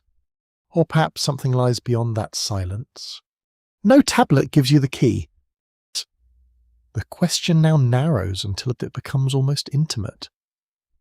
If something about humanity was changed, what could that change have been? Ancient Mesopotamian texts do not describe genes being rewritten, brains being modified, or memories being mechanically removed, yet they do describe humanity as fashioned according to divine intention, given a role, placed beneath greater powers, and separated from forms of knowledge associated with the gods. That is enough to inspire speculation, but not enough to prove biological engineering. To understand the mystery clearly, you have to separate what the ancient texts actually describe from what modern language adds to them. The difference is subtle, but it matters. You can imagine a craftsman bending over a workbench in the dim light of morning. Bronze tools lie beside pieces of wood, stone, and clay, each material responding differently to pressure. Ancient people understood alteration through craft. A potter changes clay by shaping and firing it. A metalworker changes ore through heat. A brewer changes grain through fermentation. Transformation was everywhere in daily life. It would have been natural to imagine creation itself as a deliberate act of shaping, combining, and assigning function. Mainstream archaeology confirms that Mesopotamian societies possessed highly developed traditions of craft specialization. Researchers at major universities, including Harvard University and the University of Pennsylvania, have studied workshops, tools, production debris, and written records showing sophisticated control over materials. Ancient artisans knew that small changes in process produced different results, more heat, different mixtures, longer drying, or altered proportions could completely change an object. That practical understanding of material transformation formed part of the intellectual world in which creation myths were told. This does not mean ancient craftsmen secretly understood molecular biology. It means deliberate modification was already a familiar concept. Something could be shaped for a purpose. Something could be made harder, softer, stronger, more durable, or more useful through skilled intervention. When divine beings shape humanity in myth, ancient audiences may have understood the image through such practical experiences. Modern fringe theories translate that symbolism into genetic engineering. According to those interpretations, human intelligence may have been increased while lifespan, a perception, or memory was restricted. Some versions suggest that a pre-existing creature was altered into modern humanity. Others imagine that divine beings combined their own biological material with earthly life. These ideas are speculative. No surviving Mesopotamian text describes chromosomes, cellular manipulation, genetic inheritance, or procedures resembling modern biotechnology. The distinction becomes important because modern vocabulary can create an illusion of precision. Say that a god fashions humanity and you have mythic language. Say that a god edits human genetic code, and you have introduced a modern scientific mechanism that the text itself does not contain. The second statement may sound like an explanation of the first, but it is actually an interpretation layered over it. You hear the faint tapping of a chisel somewhere nearby. A craftsman tests the edge of a tool and then adjusts it carefully. Modification is rarely dramatic. Often it happens through tiny changes. This makes the idea of altering consciousness especially compelling. If personality and memory depend upon the brain, then changing the brain could theoretically change how a person experiences reality. Modern neuroscience provides a strong factual foundation for that much. Researchers at Stanford University, Yale University, and other major institutions have shown that memory, emotion, attention, and identity depend upon complex networks within the brain. Injury, disease, medication, sleep, trauma, and aging can alter memory profoundly. A small physical change can sometimes produce enormous changes in behavior or recognition. None of this proves ancient intervention, but it demonstrates that consciousness is physically vulnerable. That vulnerability is unsettling because identity feels immaterial from the inside. Your memories do not feel like tissue. Love does not feel electrical. Fear does not feel chemical. Yet all of these experiences are connected with biological processes. Change the underlying system enough and the person you know as yourself may change with it. An open scholarly debate continues over how consciousness emerges from brain activity and how completely personal identity can be explained through biological mechanisms. Neuroscientists can identify networks involved in memory and attention, but the subjective experience of being a self remains one of the hardest problems in philosophy and science. Researchers disagree about how consciousness should ultimately be understood. That uncertainty creates room for speculation, though it does not validate every speculative claim.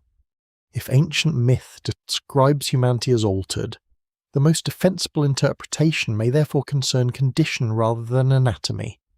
Human beings are given limits. They are made mortal. They are assigned labour. Their knowledge is partial.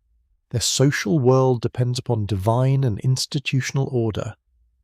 These are changes in status and function within the narrative, not necessarily changes to biological structure. Still, the temptation to imagine internal modification remains strong. It answers a modern question that ancient people framed differently. Why are humans intelligent enough to understand mortality but powerless to escape it? Why can you imagine perfect memory while possessing nothing close to it? Why can consciousness contemplate infinity while living inside a body with such narrow limits? One quirky modern theory proposes that human memory was deliberately capped to prevent access to some original state of awareness. In this interpretation, ordinary forgetfulness is not accidental but engineered. The theory often treats unusual dreams, sudden familiarity, and unexplained intuition as leaks through the supposed restriction. It is imaginative, but it lacks reliable archaeological support. Emotional resonance should not be confused with evidence. There is another possibility, quieter and perhaps more disturbing. Perhaps nothing was changed because nothing needed to be changed. Perhaps the limitations themselves are simply what human consciousness is. Memory fades because biological systems are finite. Perception is narrow because senses evolved for survival rather than total awareness. Mortality exists because organisms age.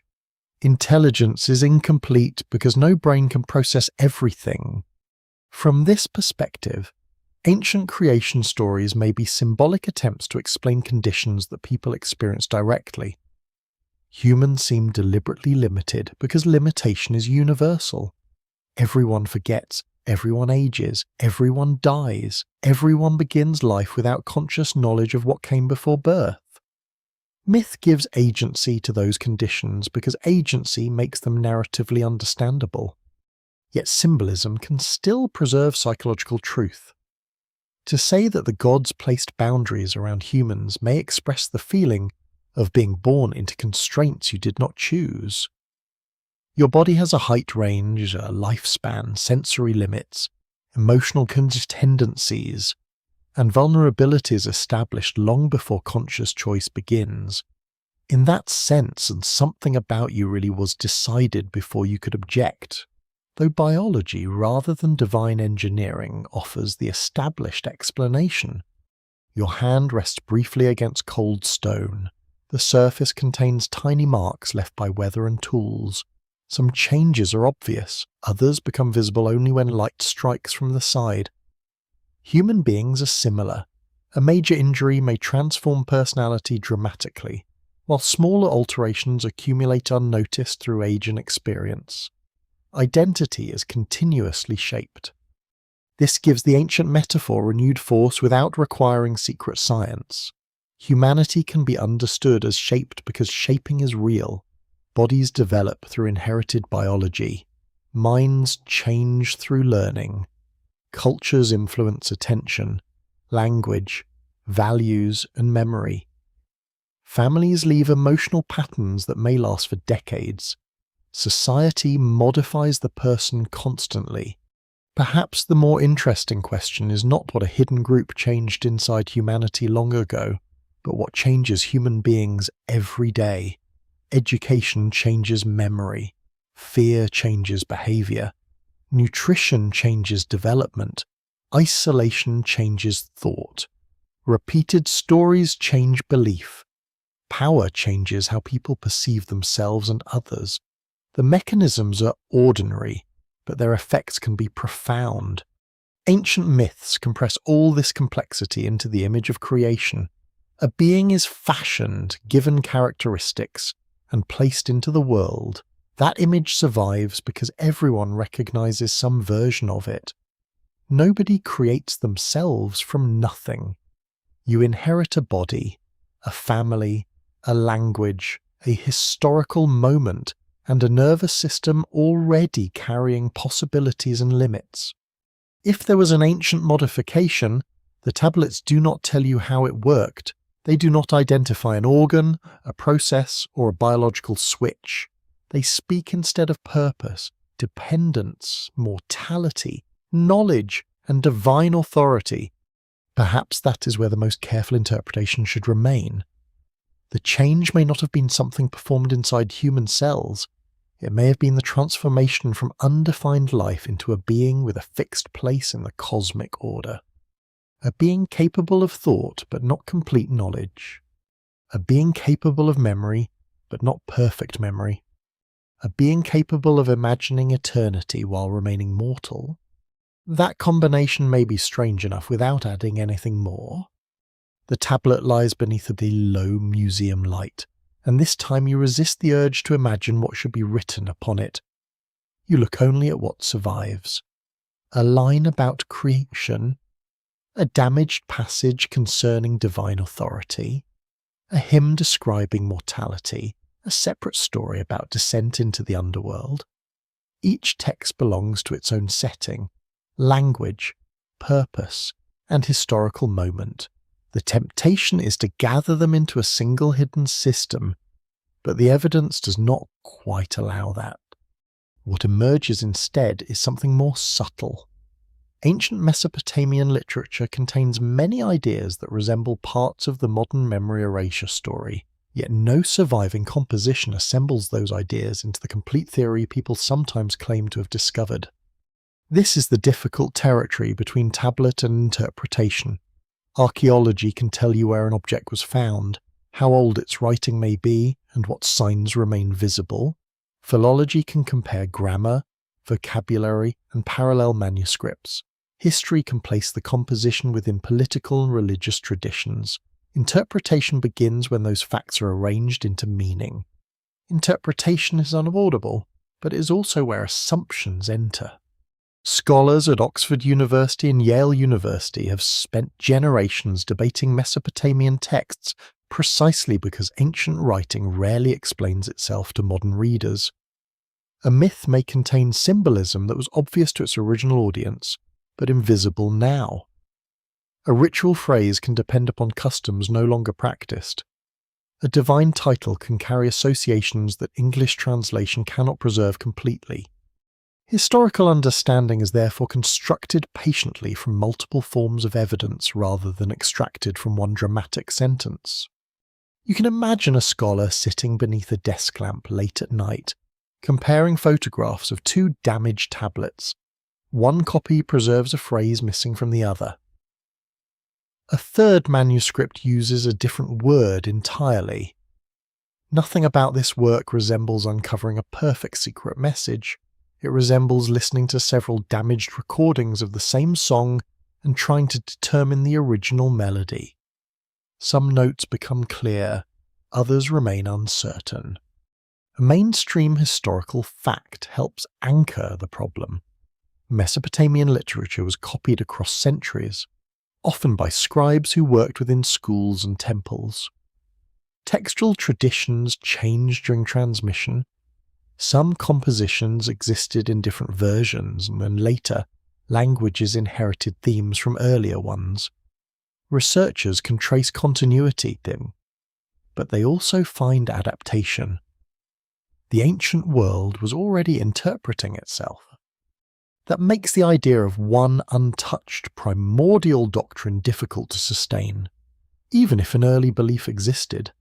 Later scribes may have changed its language, emphasis, or theological setting. Traditions live by being retold. Preservation and transformation happen together. A quirky example appears whenever ancient scribes identify themselves through colophons placed at the ends of tablets. These notes can mention the copyist, owner, source tablet, or circumstances of copying. Occasionally they warn readers not to remove the tablet or alter its text. Such statements reveal an awareness that texts could be mishandled. Scribes cared about transmission because copying always carried risk. Modern speculative narratives sometimes treat differences between manuscripts as evidence of deliberate censorship. Perhaps, they suggest, references to reincarnation or human modification were removed by later priesthoods. The possibility cannot be ruled out merely because censorship existed in ancient societies. Yet a specific claim requires specific evidence. Textual variation alone does not prove that a forbidden doctrine was erased. Ordinary copying, regional preference, theological development, and accidental loss provide simpler explanations in most documented cases. The scholarly debate becomes especially delicate when scholars ask how much confidence should be placed in reconstructed meaning. Some historians favour cautious readings that remain close to grammar and genre. Others explore wider symbolic or comparative possibilities. Neither approach automatically becomes wrong. Problems appear when speculation is presented without signalling where evidence ends. You hear the soft hum of climate control in the museum gallery. The sound is modern, almost sterile, yet the object behind glass was made by hands belonging to another world. Perhaps that distance creates part of the fascination. Ancient texts feel authoritative because they seem untouched by modern confusion. Clay appears solid, old words seem closer to origins. But age does not guarantee clarity. An ancient claim can still be poetic, political, exaggerated, theological, or misunderstood. A text written 4,000 years ago is not automatically a literal report. People in antiquity used metaphor, humour, symbolism, propaganda, and fiction just as people do. This is especially important when discussing human creation. A myth describing divine beings forming humanity can express beliefs about dependence, social order, mortality, and sacred authority without functioning as laboratory documentation. Turning a myth into technical history requires evidence that the text itself does not provide out. The same applies to memory. Ancient Mesopotamians clearly valued remembrance, feared oblivion, and imagined some continued identity after death. They also recognized human limitations and placed knowledge within divine hierarchies. Yet none of those themes alone establishes deliberate erasure of previous lives. Still, the theory persists because the pieces form an emotionally coherent pattern. Creation suggests design. Divine hierarchy suggests control. Limited knowledge suggests restriction. Underworld transformation suggests transition. Mortality suggests imposed boundaries. Once these themes are placed together, a hidden system almost seems to appear. This is where interpretation becomes powerful enough to resemble discovery. The mind prefers patterns over fragments. You may feel that several clues pointing in similar directions must reveal one original secret, yet patterns can be real without the conclusion being historical. They may reveal shared concerns rather than shared doctrine. Perhaps the recurring concern is human limitation itself. Ancient people knew that consciousness could imagine more than it could reach. They looked at the stars without understanding their true distances.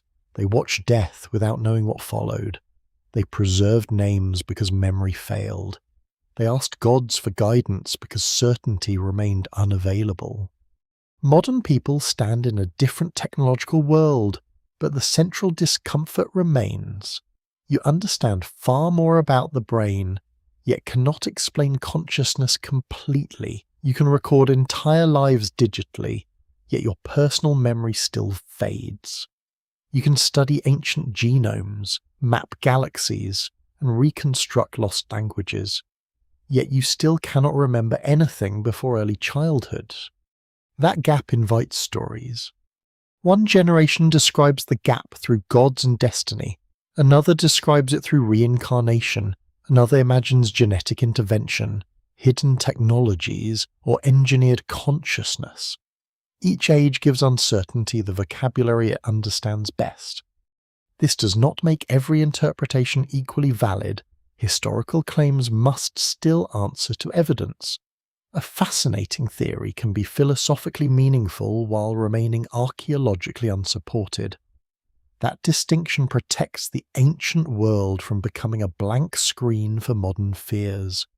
For a moment, you consider how easily authority changes when uncertainty is removed from language.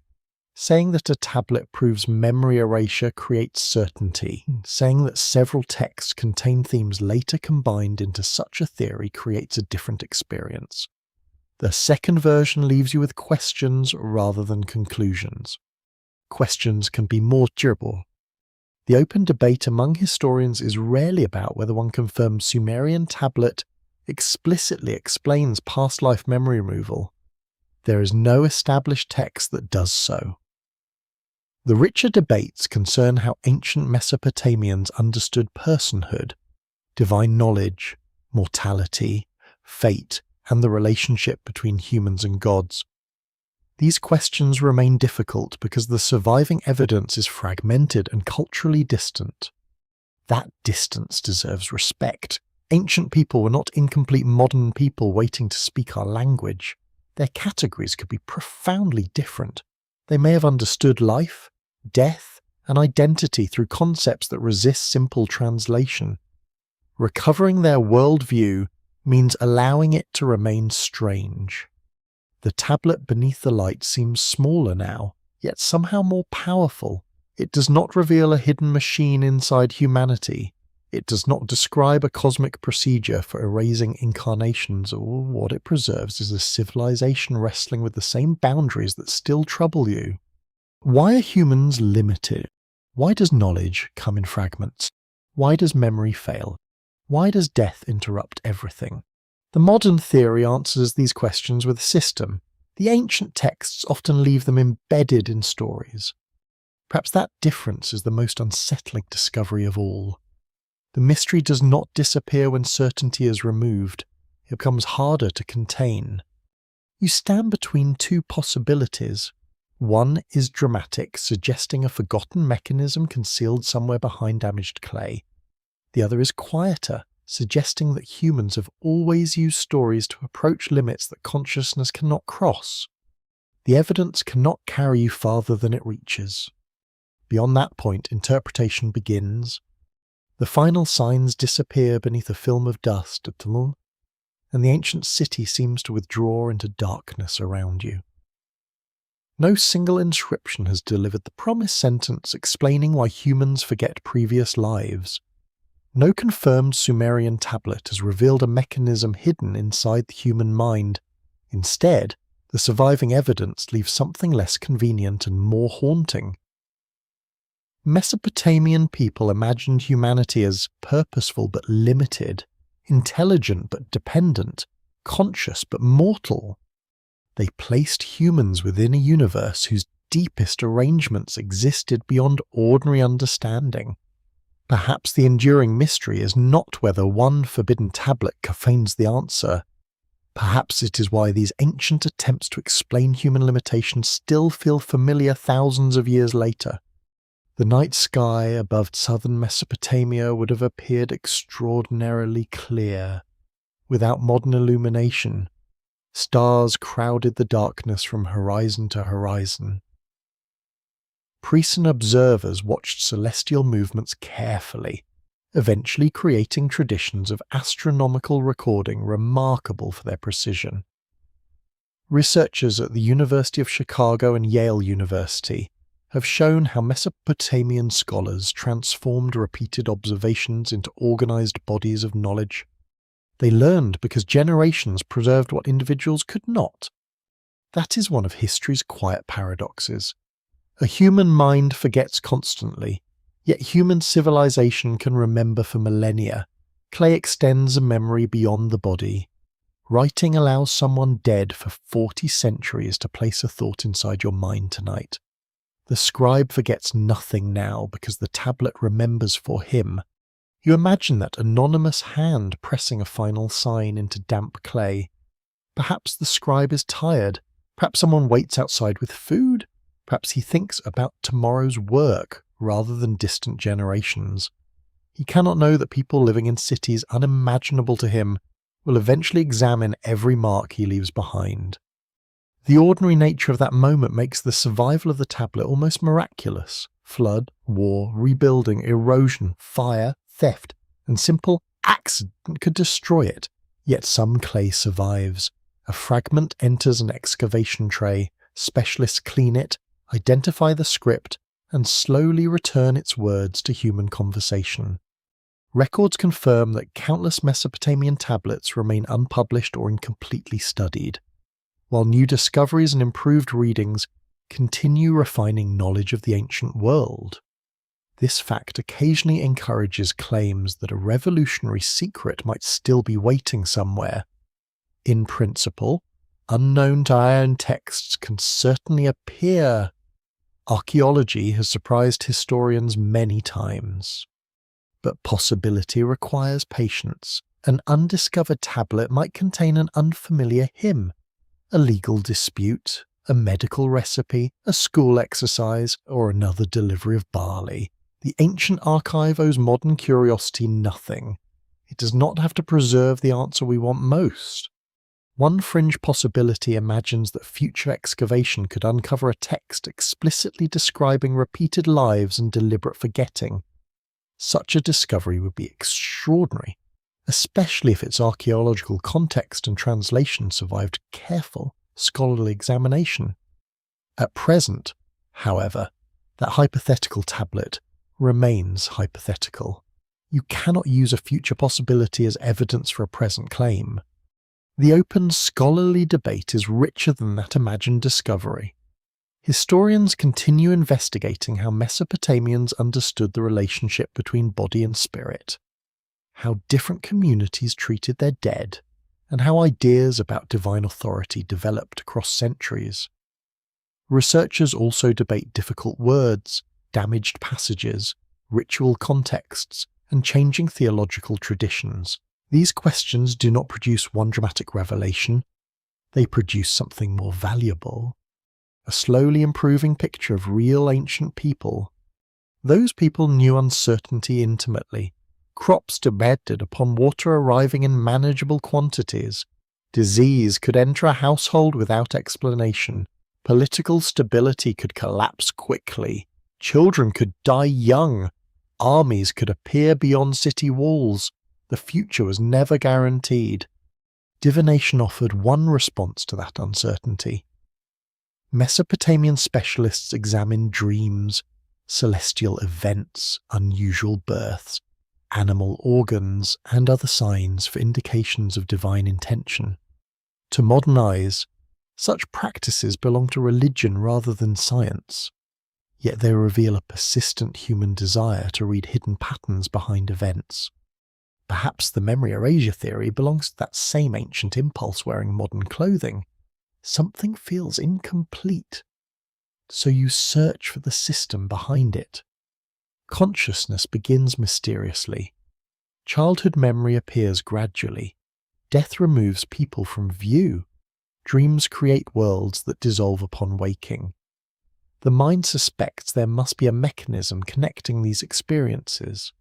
Maybe there is. Maybe there is not. The most careful historical answer leaves both emotional possibilities untouched, while distinguishing them from evidence. Ancient Mesopotamian texts can illuminate how humans once approached these mysteries. They cannot automatically confirm every modern explanation built around them. You walk mentally through the quiet streets one final time. Moonlight touches mud brick walls, and water moves slowly through a canal, somewhere inside a house. Parents sleep beside children who have entered the world without memories they can describe. Tomorrow those children will learn names, gestures, stories, and rules. Their identities will accumulate gradually. That process is remarkable enough. Nobody arrives remembering language, yet almost everyone learns one. Nobody remembers learning how to recognize faces, but the ability becomes effortless. Consciousness builds its world from fragments until the world feels permanent. Perhaps this is what was changed inside us, if the phrase must be used at all. Not necessarily a secret biological alteration performed by ancient beings, but the unavoidable transformation that occurs when awareness enters human limitation. Experience becomes filtered through a mortal brain. Memory becomes selective. Identity becomes temporary. Knowledge becomes partial. Such an interpretation is less dramatic than the engineered forgetfulness, but it may be more unsettling because you experience it every day. You do not need to search beneath a ruined temple to find incomplete memory. It is already present whenever you try to recover a vanished childhood afternoon. The ancient scribes fought this disappearance with clay. They pressed language into matter because minds and voices could not endure. Their civilization eventually vanished from living memory anyway. For centuries, even their writing became unreadable. Think about that. A civilization capable of recording itself extensively became quiescent, because later humans forgot how to read its signs. The tablets remained. The memory did not. Then modern scholars learned to hear those voices again. Forgotten kings acquired names. Lost cities emerged from earth. Stories are shared for thousands of years returned to language. Human forgetting proved enormous, but not always permanent. Perhaps that offers a gentler interpretation of the mystery. What is forgotten may sometimes be recoverable, though rarely in the form imagination expects. Archaeology recovers objects, scholarship recovers meanings, families recover names, individuals recover memories through photographs, scents, places, and familiar voices. Yet some things remain unreachable. The first sensations of infancy are mostly gone. The moment consciousness first felt like you cannot be replayed, whatever preceded your earliest memory sits beyond an interior horizon. Ancient Mesopotamia cannot tell you what lies there. The clay can only tell you what people once believed, feared, hoped, and wondered. And perhaps that is enough. The city grows quieter as your attention begins to loosen. You no longer need to solve the question tonight. The tablets can remain where they are, resting beneath careful light or sleeping beneath earth that has not yet been opened. The possibility of hidden memories does not require a verdict. You can allow it to remain what the evidence permits, a question inspired by ancient themes, enlarged by a modern interpretation, and connected to something deeply human. You forget. You remember. Between those two movements, a life takes shape. The river continues beneath the stars, carrying dark water past reeds and abandoned foundations. Somewhere beneath the soil, Another fragment may still be waiting, covered by centuries of quiet earth. Perhaps it contains nothing extraordinary. Perhaps it contains words nobody expects. And perhaps the story is not yet complete. The night settles more gently now, and the questions begin to lose their sharp edges. You can leave the ancient city without closing every door behind you. The river plain grows distant, its canals becoming thin, silver lines beneath the moon, while the temples soften into dark shapes against the stars. Nothing follows you from those ruins except the faint impression of hands pressing signs into clay. You do not need to carry every answer into sleep. Human beings have lived comfortably beside unanswered questions for thousands of years. They have watched stars without knowing their distance, buried loved ones without knowing what consciousness becomes, and awakened each morning without remembering where the mind wandered during most of the night. Uncertainty has always shared the room with us. Perhaps memory was never intended to hold everything. Perhaps forgetting creates the quiet spaces where new experience can settle. A mind without empty places might become too crowded for wonder, too burdened by yesterday to notice the softness of tonight. So allow the old tablets to become still again. Let the broken signs rest without demanding completion. Let the kings return to their ruined palaces, the scribes to their silent schools, and the forgotten gods to temples beneath the earth. Your breathing becomes slower. The ancient river keeps moving without needing to remember every drop that entered it. It carries what remains, releases what passes, and continues beneath the darkened sky. Perhaps consciousness does something similar. Perhaps you carry more than you know. Perhaps you carry exactly enough. There is no need to decide. For now, the clay is quiet, the gates are closed, and the distant city has disappeared beneath the night. Whatever humanity remembers, whatever humanity has forgotten, and whatever may remain beyond the reach of memory can wait outside the gentle boundaries of sleep. And perhaps the story is not yet complete. Good night.